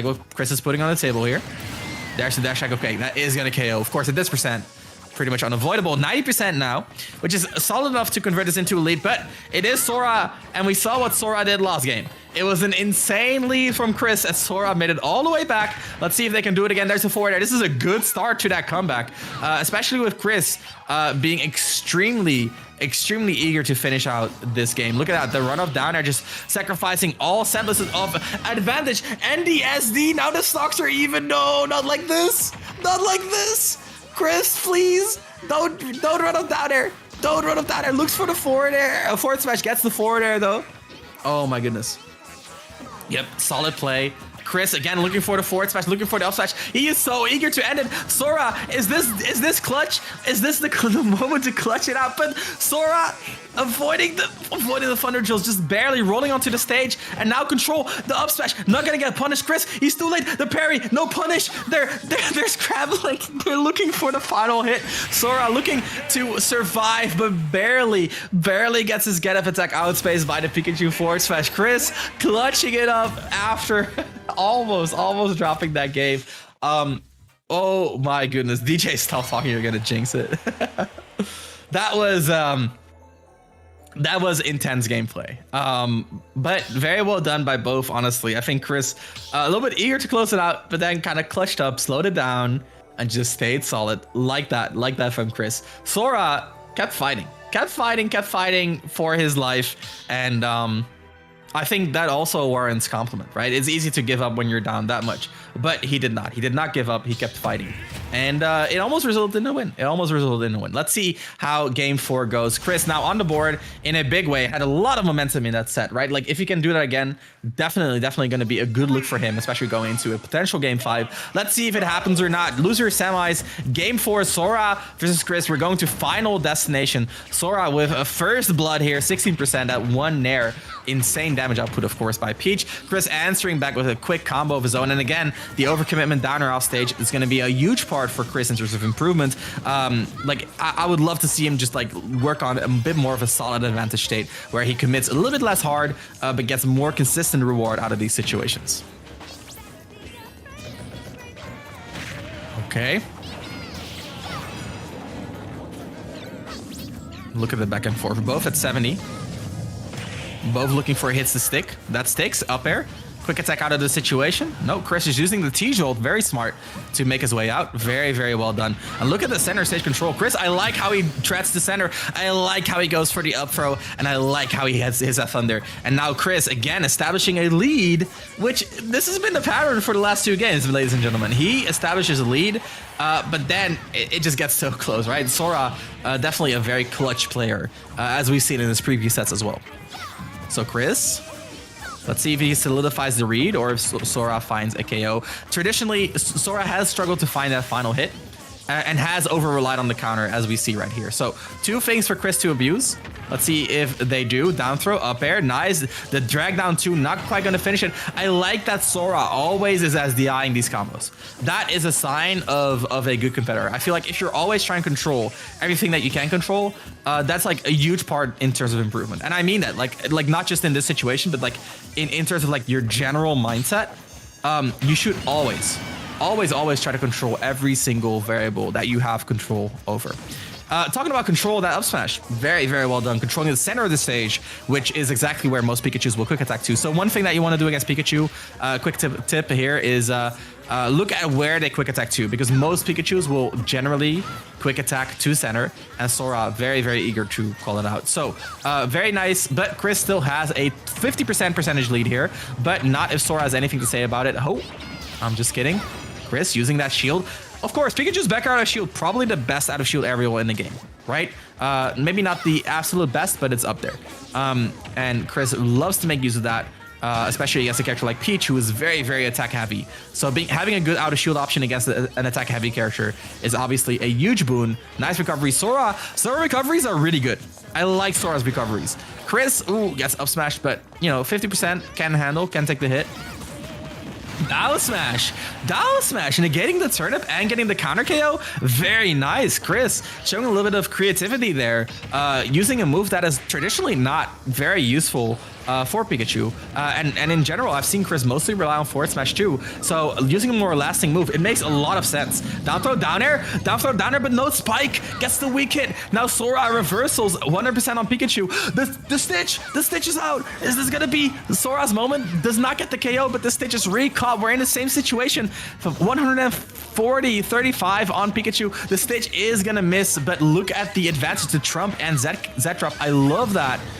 Oh, and the dash check is gonna get the KO. And now Sora, again, early deficit, brings it back to the final stock. This is what he does. He clutches up. Let's see, is this gonna be Chris bringing it to game 5, or will Sora show, close it out right here, right now? 74 on Sora on his own counter pick. Let's not forget that. So Chris showing a lot of adaptation here. Again, a little bit of overcommitting in advantage. Sora very eager to deny center stage. Chris, don't look for the kill like that, man. Not the thunder, not the thunder. Not the smash, but was threatening a shield break. So the roll, Sora, nice reaction to the charge there. Oh, look at that, the pressure is big. Nice, denying the center again. And now look at that percentage, right? Well, what started off as a Chris lead is now a Sora lead. Well, all but a Sora lead, let's put it that way. Very, very close, both these competitors. And there's the forward smash, and it was the sweet spot too, the cheeks. That's where he stores the electricity, guys. You gotta know the Pokemon lore. He stores the electricity in his cheeks, and that's where the sweet spot is. Chris clutching up, getting that smash attack to close out, to close out a game and even up the set. 2-2 right now, heading into game number 5, and Chris with all the momentum in the world. Now 2 game wins in a row. Meanwhile, Sora, every single time, getting a bit of a comeback, but it's not quite enough. If Sora can establish that level of play from like the second one, right? That is where that's where he's gonna be able to push this win.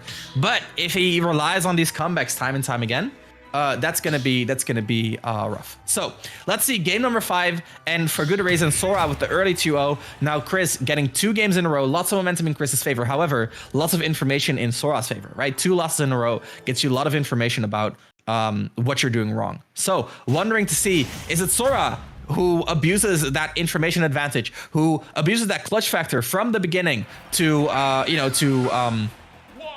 to basically push a win here in game 5? Or will Chris be able to ride this momentum, ride the adaptation, and get the game 5 win on the board? Of course, the winner here is going to be able to face Kavin's Mario, which should be an interesting match. Let's first focus on this, though. Loser semis is gearing up to be insane.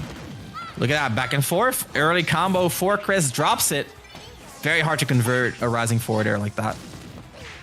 Down air. And again, the SDI. Sora, very consistent. SDI every single Pikachu multi-hit. Chris struggling to adapt to the SDI, which, to be fair, is hard. It's really, really hard. The Thunder, though, look at the damage. 100% lead. Chris doesn't need the full combo. Instead, almost gets the KO right there with the forward smash.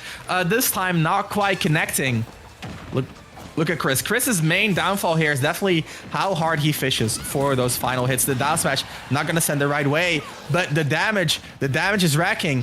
Can Sora establish a little bit of a percentage? Well, let's put it this way. Can Sora equalize the percentages here before falling? No, not quite. Chris finding a dash attack. Nice whiff punish. Sora, again, like we said ourselves, both these players struggling with KOs in their own way. Sora not eager to go for KO moves in the first place, whereas Chris maybe a bit too eager to go for KO moves. So, the real answer is somewhere in the middle, and look at that. The middle is found as we even up the stocks and basically even up the percentages as well. So a nice back and forth here.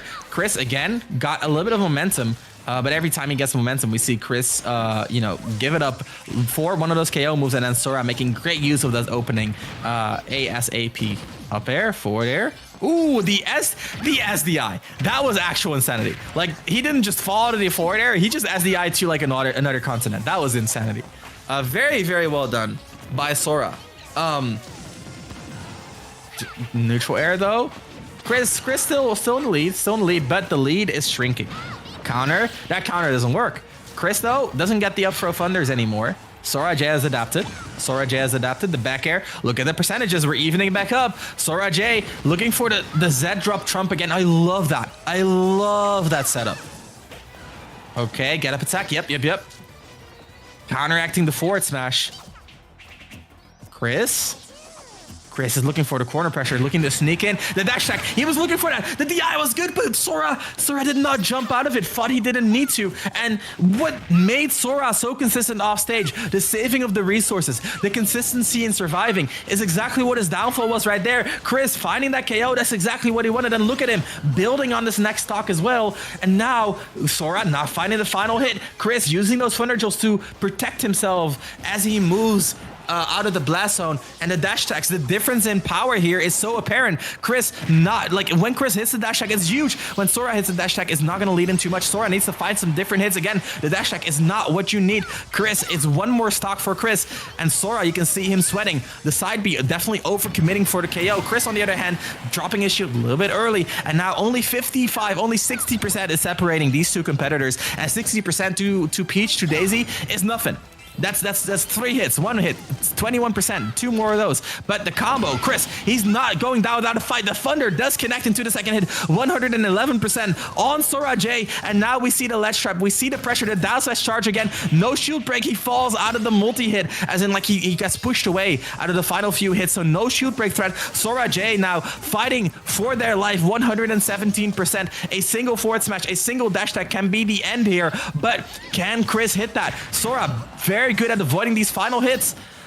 Oh, gets to center, and the dash tag does not connect. Looks for the roll read, but the up smash does not connect, but the dash tag does. And Chris, with a wonderful reverse 3-0, makes the run into losers finals. That was insane. I love it. Dude, Chris, look at that. Oh my goodness. Very well done, though, by both players. Loved what sorry, I'm a little bit, I need to drink. Let me drink first. Jesus, my voice. Okay, so Chris, love how he established dominance. Love how he adapted in that set. On the other hand, just the sheer composure by Sora was insane. I like the composure that Sora was showing the entire match through. My hair is getting all up in my face. I'm sorry, guys.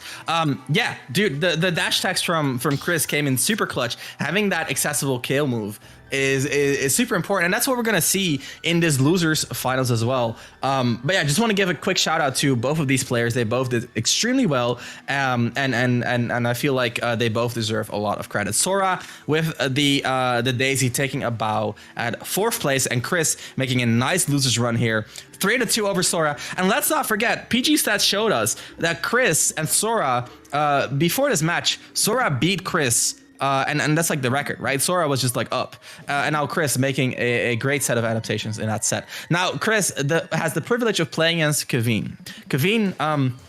Mario player, so Mario, Pikachu, we know traditionally a pretty rough matchup for Pikachu, but we also know that Chris has some tricks up his sleeve, and I feel like in the context of this bracket, like anything can happen, especially with the power that Chris has behind his play. And what I mean by that is just like the sheer boldness, right? Boldness, that's what I was gonna say. Boldness to make the right call outs and get those early KOs, which is exactly what differentiates Mario from Pikachu, right? It's like the KO power. And we saw Kevin kind of like overcommitting for a lot of his KOs, or looking for a lot of his KOs and overcommitting in those situations. So that's gonna be a huge part of this as well, right? Like, will Kevin overcommit? First of all, though, I gotta give a huge shout out to Grubhub, who partnered with Panda to bring you the Panda Cup. Of course, you know, if you're a new diner, be sure to order this month while you watch and use the code PANDA5 to receive $5 off of your first Grubhub order of over $15, right? $15 or more. And yeah, you get it on time, lowest prices, or they will make it right. That is the Grubhub guarantee. So like I said before, I've been doing this for 1.5 hours now. I'm getting pretty hungry. I know after this set, or after today's session, I'm gonna be checking out Grubhub and you know, getting my grub.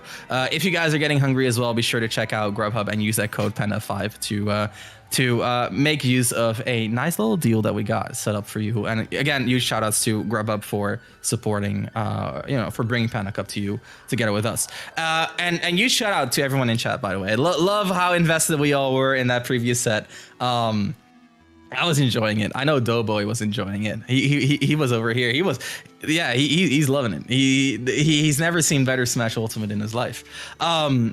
So let's move back into our PG stats. So huge shout outs to PG stats for these stats, by the way, because without them, there was way less of a story to be told. Talking about stories here, looking at this win rate, both these players have never played each other before, but they do both have a 60%-ish win rate against the other characters. So in terms of win rate, this Pikachu, Chris right here, actually doesn't do too bad against Mario. Meanwhile, Kevin has his own win rate against Pikachu, you know, pretty solid, 60%. That's a good win rate to rely on. So both of these historically experienced and qualified to play against the other character in terms of matchup. And here we can see the nice little run that Kevin has been making, coming from that 12th seed, beating Tactical Mashing Joel, and then beating Saint Suero, and then Drawlex, and finally dropping to MPG. Of course, MPG now sitting pretty in grand finals. We're going to be looking at losers finals, and we're going to see who has the right to face MPG. On the other side, we have Chris, who has also dropped to MPG and got a huge amount of wins racked up in this event, beating Brad, Oscar, Professor, Justice, and Jay, Drawlex, and Sora J. Huge win over Sora J. Really enjoyed that set. And of course, like we said, it's the momentum, right? He's riding that momentum in his set against Kevin. Whereas Kevin, on the other hand, Kevin has been you know, he's on the down. He just lost a set to MBG. He lost 0-3, which is a pretty dominant loss, right? So Kevin now has to pick himself back up, while Chris gets to ride that momentum into this losers finals. On the other hand, of course,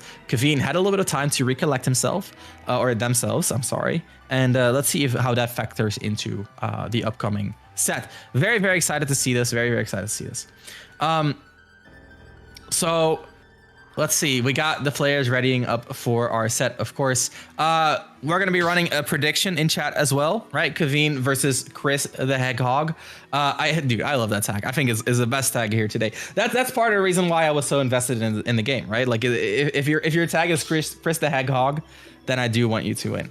Yeah, so losers finals, winner of this has to play MPG. And of course, both these players just gathering a lot of points for the qualifier. Because again, let's keep in mind, guys, in terms of this format that we're running, the top 32 of every region qualifies for the finals. So Chris getting this far probably is going to have enough points to participate. So if you like Chris's play, don't worry, win or lose, you're going to be seeing more of him later. For now, though, let's see what we got in store. We got PS2, the Eternal Starter, and we got a nice little combo by Chris right here, 35, and that's that's a good start to any set. So one big thing about this matchup that makes it a little bit hard for Pikachu is Mario's up B out of shield. That said, I haven't seen Kaveen use up B out of shield a singular time so far.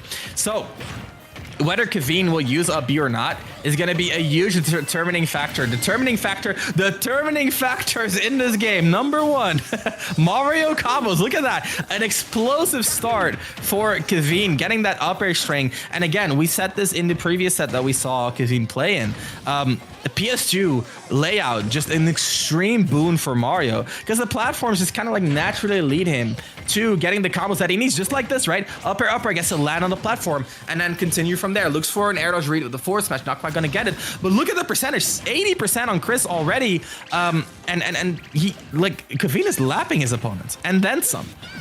So extreme lead right here for Mario. That would have been a great up B out of shield moment, but it's fine. I'm just saying, if you guys are watching this back later tonight, I'm giving you a bit of advice. The up smash is going to come through though. Very well found by Kaveen, and now a very solid lead right here. 3 stocks to 1.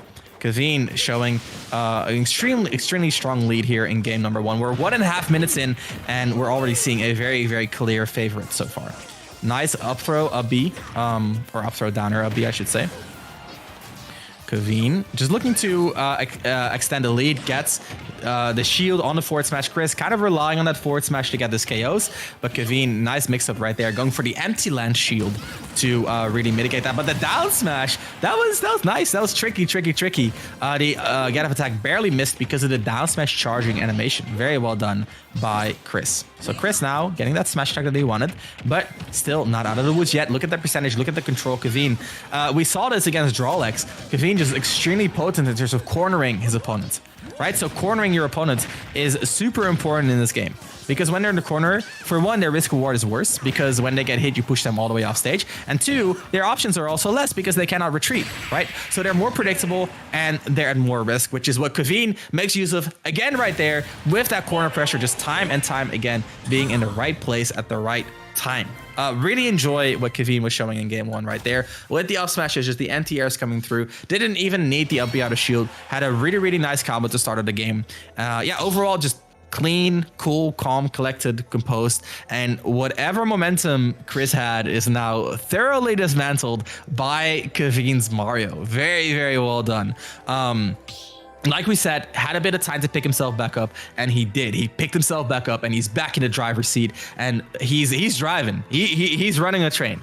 So let's see if that continues, or if this counter pick is gonna come to Chris's aid in game number 2 of Losers Finals. Don't go anywhere. You want to see this. I want to see this, and I'm just projecting my desires on chat right now. Anyway, let's transition away from me. You guys don't want to see me. Town and City. Chris taking a very smart pick here in Town and City, I think. I think one of the things that you want to look for in a counter pick against Mario is you want to reduce the impact of his combos, and Town and City definitely a stage in which his combos are less potent than, let's say, a small battlefield, Yoshi's, Lila, PS2, right? Like all those stages. Generally good stages for Mario to combo off of, and it gives you a lot of room to quick attack away from his advantage state pressure. So that's also big, right? Bigger stages usually really good for Pikachu. So like the pick by Chris, and so far, again, we're seeing a back and forth start, and this time a lot less potential for those big combos. Kaveen looking for a forward smash, and the forward air. Look at, talking about big explosive moments, right? Game 1, we had the combo. Talking about early KOs, Kaveen now again finding one of them with the forward air reversal. Chris going a little bit too far, diving a little bit too deep, and Kaveen just bringing Chris out of just out of that illusion immediately, finding an early lead once more. There's the up throw, there's the combo, and look at that. That's the thing that Kaveen does so well too. Chris, look at that. The awareness, very smart, very keen. found that back throw exactly when he needed it. Tana City being a big counter pick, and Kaveen. Hey, I'm looking at this, right? I'm seeing the SDI multiply or indicator. I'm sorry, I'm seeing the SDI indicator. Kaveen also very, very good on the SDI against Pikachu right there. So again, we saw that both these players had a bit of a record against the opposing characters, right? Chris against Mario and Kaveen against Pikachu. Not against each other, but against the characters. And the SDI right there kind of showing Kaveen has some experience here. Look at the percentage though, still very back and forth. It's all about that KO, right? If Chris can find a bit of offstage pressure, that would be huge for him. Meanwhile, Kaveen finding a trump into back air, not quite a KO. Forward smash, not gonna two frame, but the Nair is gonna pick up the slack. Kaveen, oh, look at that. Going to the other side of the stage, gives Chris a little bit of reprieve, but not enough. See, oh, up smash a bit late on the reaction. Up smash a little bit greedy, up for up thunder, not gonna work like that. Kaveen with a DI, preemptive DI. Back air.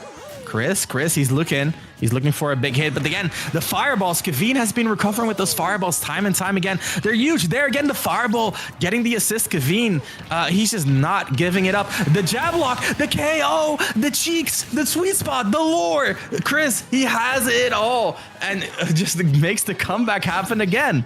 Very, very well done. I love it. I love it.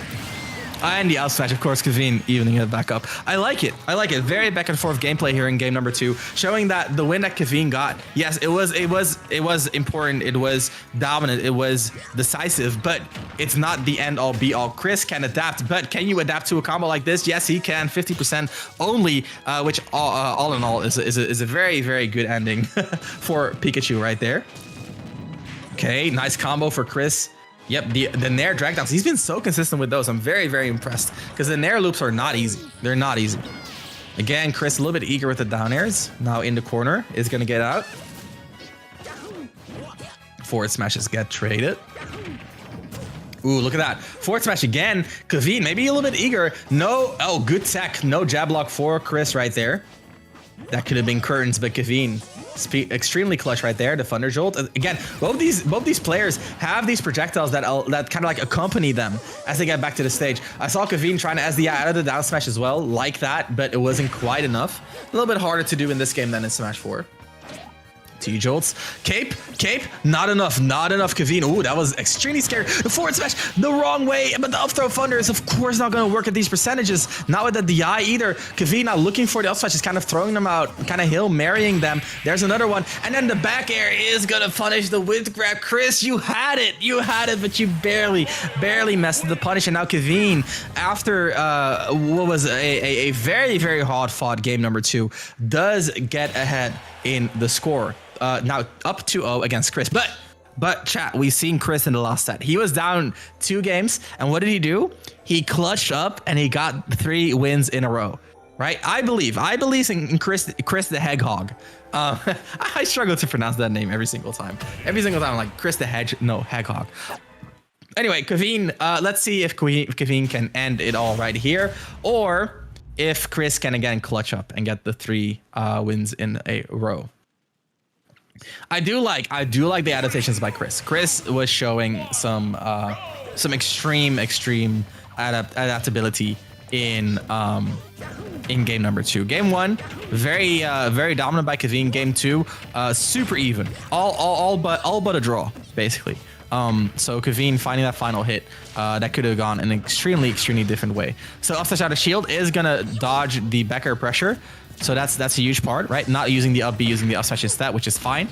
Dash attack comes through. Nice follow-up. Again, I like how much Chris is getting out of these dash attacks. Dash attack is really like, it is kind of like his comfort move. The Thunder Jolt accompanying Chris back to the stage. Nice. Again, Thunder Jolt accompanying, but this time the cape. Kaveen with extremely nice reactions. Overcommitting a bit with the smash, but picking it back up with the up smash, and an early lead establishes Kaveen's dominance in the losers finals game 3. Now Chris on the back foot gets a quick attack, gets an up smash, but that's not what you want when you're Chris right here. If you're Chris, you wanted to get the KO out of that situation, did not quite get it, and now you're giving Kaveen room to build a lead, and that's not what you want to happen. The up smash is not sweet spotting, but the forward smash will. Nice pickup by Chris. Both of these players very good at picking up after whiffs. We saw Kaveen missing a forward smash, picking up the up smash. We saw Chris missing an up smash, picking up the forward smash. So both of them using their rotation of options, and Chris made it back. Chris made it back after the spike. Kaveen kind of looking like game number one right there, using that forward air to get an early lead, but this time Chris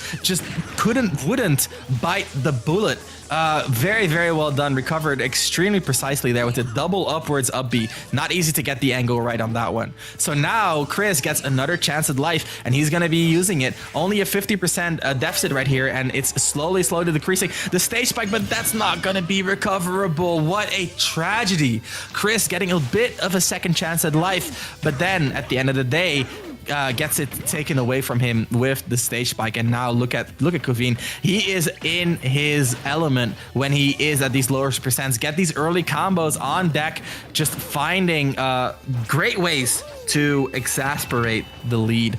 B, stage spike. Ooh, almost gets the fourth. The two frame with the forward smash. And there's the forward smash again, negating the Thunder Jolt, just hitting Pikachu before he even has to deal with the Thunder Jolt. And just like that, Kaveen showing why he was in winners finals and punching his tickets back into grand finals. Very, very well done. I love the adaptations by Chris, but I also love the adaptations by Kaveen, right? We saw a dominant game one by Kaveen, then Chris adapting, and then Kaveen barely getting the win afterwards, and then counter adapting in a huge way for a very, very dominant game number three, and a 3-0 victory for Kaveen. I really, really enjoyed what he was putting on the table right there. And that means that we're moving into grand finals. Of course, hope you guys have been enjoying the show so far. I got to give it up for Chris. Made a huge reverse 3-0 happen in loser semis and showed a strong performance against Mario. Traditionally a hard matchup for Pikachu. He's gonna go. He's gonna drop out of the tournament at third place. So huge performance by him. Really enjoy that. We're gonna be moving on to grand finals, but first we got a few ads for you. So again, I want you guys to hold tight, grab something to drink, stay tuned because we'll be back with some more good action.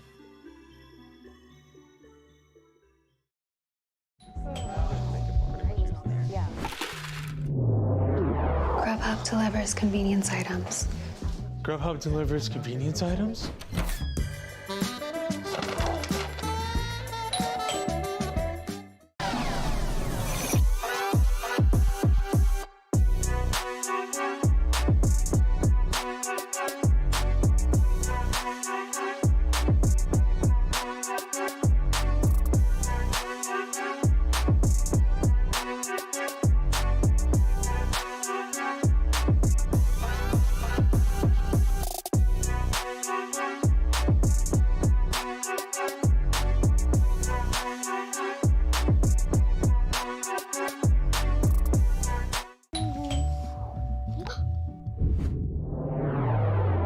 Chill. Grubhub delivers convenience items. Grubhub delivers convenience items.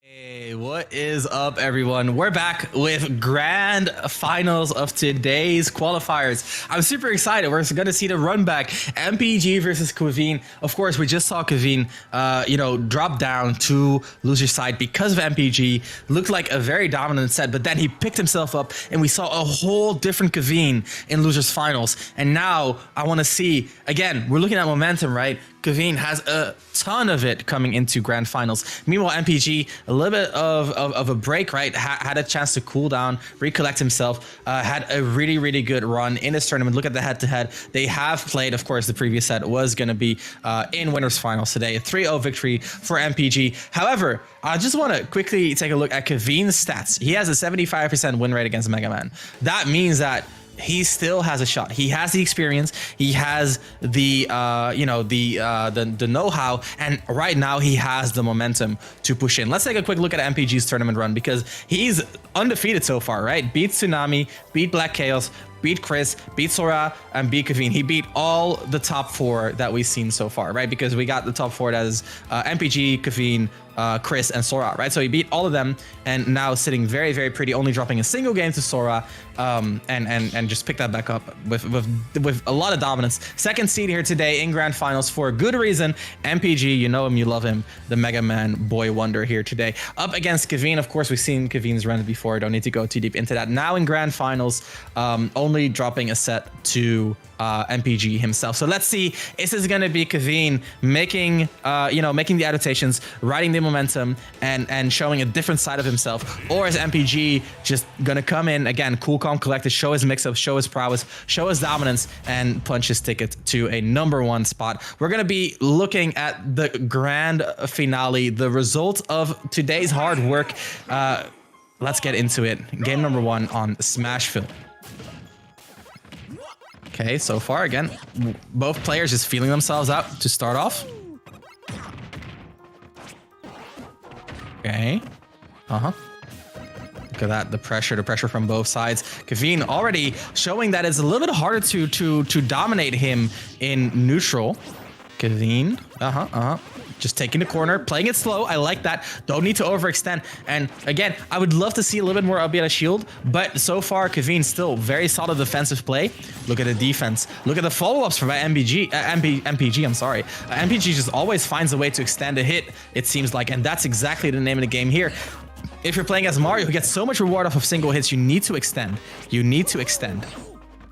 Okay, Kaveen, corner pressure, gets the forward smash to step back to dodge the get-up attack. An extremely strong start for Kaveen. Again, I just want to say, I was calling it, man. The momentum, it just shows a different side of Kaveen. Look at the offstage pressure. He was going for the KO. He's sharking. He's looking. He's extending 43% on MPG already.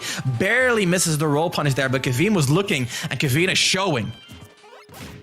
Okay, let's see if MPG can close at the stock. He needs to find the final hit. You know he's going to be looking for a back air here in the corner. He always looks for those, but not forcing it. But that not forcing it does drop a little bit of pressure. A reversal forward, but the DI by Kaveen was impeccable. Just going straight into the corner, near perfect DI, surviving that at 158. That is insane. But MPG with the blaster, the forward smash, such a huge part of Negman's neutral, which is very uncommon. But again, the forward smash, Kaveen says, "Oh, you got a leaf shield? Let me burn those up with this forward smash right here." Using that, the flower power and coming in big. Kaveen swinging, duffing, just coming here to play. Definitely not defeated at all. Love what we're seeing from Kaveen here. MPG though, counteracting with his own prowess, his own pressure, his own follow-ups, but it doesn't seem to be enough. Kaveen taking a solid lead here. Forward smash coming out again, a little bit of wishful thinking, I do have to say, but hey, with a lead like this, with the forward smash connecting before, why not see if it still works? But MPG showing adaptation, which is exactly what we're expecting from a player like MPG. Look at the pressure, the pellets into the forward air, just pushing Kaveen offstage, using the rush for pressure, and then the forward smash to close it out. It is methodical, it is consistent, it is a 1-2, right? Just slam dunking with the forward smash. Very well done by MPG. Love the way that he set that up. The rush tricks were amazing. We were talking about before, right? It makes him so ambiguous. And we've seen MPG in this situation before, and he wins. He wins these. He's down 100%. He wins these. Look at this. Look at the pressure. Kaveen, again, using the fireball to kind of like escort himself back to the stage. Very well done. Force smash in the corner. Again, MPG has wisened up to those mix-ups. Kaveen now overextending a little bit for the KO, looking for those up smashes. There it is. Again, MPG just waiting for it, baiting it out. Knows that Kaveen is kind of like eager to close this out. There's the backer. That's huge. Now, MPG looking for the follow-up, but goes for the low coverage while Kaveen was giving it to him with the high up B. In other words, Kaveen getting the right mix-up at the right moment, but MPG, look at the pressure, look at the percentages. He's evening it back up. This is still neck and neck. A forward smash connects, and MPG closes it out with the back air. I told you, MPG wins these. MPG wins these games. He's down a stock. He's down 2 stocks. And what does he do? He brings it back. He says, I'm going to clutch up. I'm going to get this hit. I'm going to push it. I'm going to push it again. I'm not going to get up smash. I'm avoiding everything that you're throwing at me. I know what you want, because that's the issue with the way that Kafine is playing. He's very transparent with his intentions, and while his intentions can still be mixed up, right? Because when he wants to kill, like there's so many ways that he can get that KO. He can KO with the the backer, the L smash, the forward smash, a lot of ways that Mario can KO, but MPG just covering all of those options, covering all the variables, clutching up and pushing every single hit to its absolute maximum. That is MPG. That is why he's in grand finals. But Kavine, again, I just want to say, man, the lead that Kavine established was insane, and I have a lot of respect. Talking about establishing leads, Kavine, how does he do it? How does he do it? The cape just coming in such a big way, and MPG just dropping his control. Like, yeah, there's not much I can do right there. That's the game. You got it. Huge weakness for Mega Man, of course, not having a hitbox on it LB, and Kavine again, the cape, the double cape. He's just doing it, and he's going for it. He's establishing dominance, and I know I've been talking about dominance today, but oh my goodness, this is the most one-sided game we've seen as a top 8 so far, and you know who's on the receiving end? It's MPG, the star of the show today. That is so insane. Love what Kavine is doing here. He's pushing hits. He's like, okay, MPG, if you can make the comeback with, if you can make the comeback with that little, I can establish a lead that even you cannot come back from, and that is insanity. Amazing game 2 by Kavine so far. However, this is the true test. You got MPG on the ropes. You get MPG on the ropes, but he's not down yet, and we know what MPG can do. This is more than a full stock lead. This is more than a full stock lead plus a full combo 100% on Mega Man. But you would be crazy to count MPG out here. That is the insanity. That's the actual crazy part, is that you cannot count him out. Up smash comes out. Kavine, there's the back air. Air dodge is in. Very American. Look at that. MPG with the pressure, MPG with the corner pressure, MPG with the follow-ups as well. The up air, the forward air, not quite gonna hit. I like how Kavine is moving around all the pressure, but here we see again the KO options, the up smash by Kavine coming out. Nice drift by Kavine getting around that backer. That's a huge move. Nice movement right there, but look at MPG, look at the pressure, waiting for the KO move. You know that Kavine is overcommitting for the up smashes, because that is that weakness. That is that one key element to MPG's comebacks. And there's the up tilt on the roll in. He just got KO'd at 107 past the hit. That is insanity. Full rage here for MPG, and he's making use of it. And I told you, don't count him out. Is this MPG's game to win? Is this where he establishes godhood? Is this where he establishes that he's that guy? Look at this. He's catching the jumps. He caught the jump again. But the fireball traded with the backer, that would have been it. MPG almost clutching it out in such a huge way. What was that? Kavine now has a chance, but can he make it happen? The backer pressure to up smash. Again, MPG, he just waits for those. He knows that Kavine is not ready to grab. And 107, full rage, 190 on MPG. Anything will be the end of him. But he's fighting, and he's shooting, and he's walling his opponent out. He's avoiding every KO option. There's the forward smash again. MPG is going to finish it out again. Look at the pressure. Look at the forward air. MPG, he keeps doing it. He keeps pulling it out from the jaws of defeat. He does not get eaten up. He escapes time and time again. That is composure. That is confidence. That is insanity. That was a comeback of a lifetime. I told you when we saw Kavine establish that, he said, hey, I'm gonna establish a lead that even you cannot come back from. And MPG's at, all right, hold my soda. Hold my water. You think I cannot come back from this deficit? Do you know who I am? MPG. That was actual insanity. What a comeback. What composure. What knowledge. What confidence. Right? Like one mistake and Kavine would have absolutely won that game. But MPG's at, you know what? I'm not gonna make mistakes. So what if I just don't? What if I just read your jumps? What if I react to your air dodges? Oh my goodness, what gameplay. What prowess. I love it. All right, so we're getting into game 3, and this is like, in terms of your mentality, this is a huge blow. right? And that's like for Kaveen, this is a huge blow. However, we're actually seeing MPG switching to Sora right here. Sora, not what we know MPG for. Let's see how this works out. Getting into game 3, switch from MPG. I think maybe he doesn't want to make the comeback anymore. He realizes like, okay, a big part of this matchup is getting gimped by Mario. Okay, well, let me pick a character that kind of doesn't really get gimped. So like that, MPG now. Already playing a very solid early neutral with that sword, using that disjoint to keep Mario out, and look at the dominant, look at the lead. This is a very different story as compared to the first 2 games. This is an early lead by MPG. We haven't seen this before. This is his final form. This is. What if I don't have to make a comeback? That's the MPG we're seeing right here. Okay, the Blizzaga, nice follow up. Not quite gonna get it, but does catch the air dodge right there. Okay, MPG, corner pressure. Corner pressure. Ooh, tries to find a back air, but finds the Nair 1-2 up air. And look at the dominance. Only 20% on MPG right here. Going Sora against Mario. Really, really enjoy the Sora gameplay.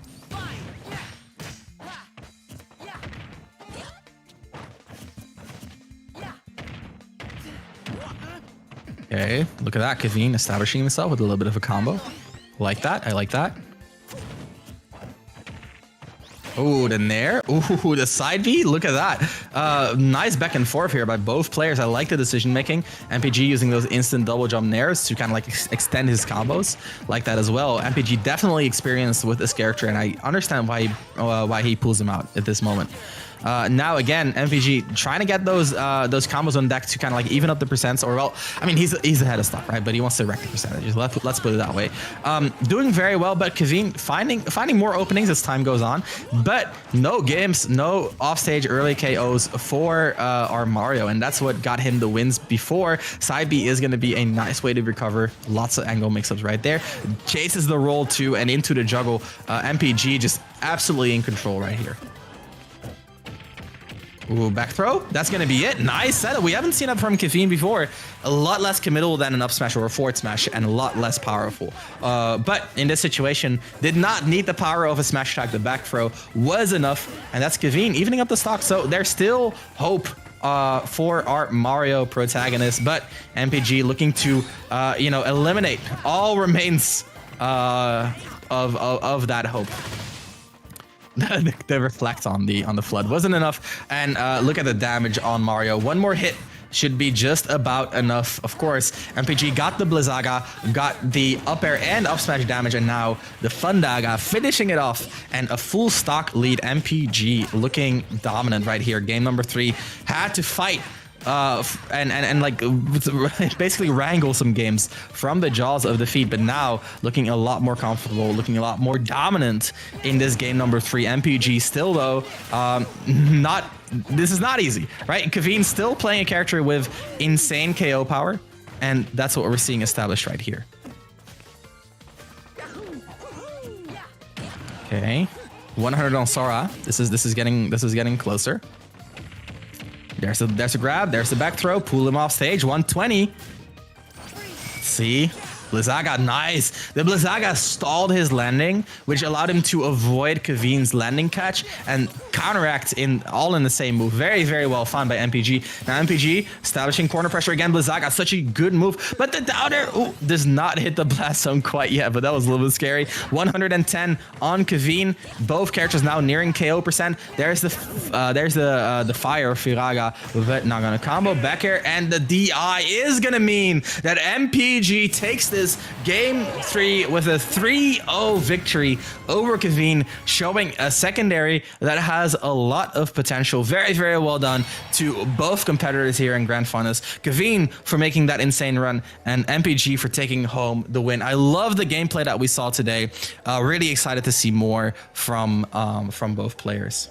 Yeah, and I think that's gonna be it for us today. Appreciate everyone for tuning in. This is our result graphic. We got MPG, we got the little Sora in there as well. Shout out to production for adding that last second. MPG taking that #1 spot. Kaveen 2, Chris 3, Sora 4, and then of course the rest of the top 8. We got Drawlex, Trin, Justice, and Oscar. Appreciate everyone who tuned in. Appreciate everyone who joined me on my solo cast journey today. Huge shout outs to the chat. Huge shout outs to the attendees. Of course, this was the final qualifier for the regional for the region of the Mid-Atlantic. So the regional finale will be in a month time. So the 16th of October. So be sure to tune in for the finals. It's going to be super exciting. Going to be the top 32 point earners per region. So if you're excited for the Mid-Atlantic region, if that's your home region, be sure to tune in October for that for the finals, and then of course the top 8 from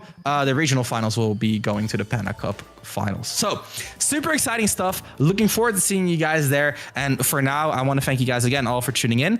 A huge shout out to Grubhub for bringing this event to you. Again, I want to advise, or I want to implore you guys to make use of their services in case you ever are hungry or have a need for them in general. And yeah, guys, hope you have an awesome and blessed day, and I'll see you guys next time. Peace out.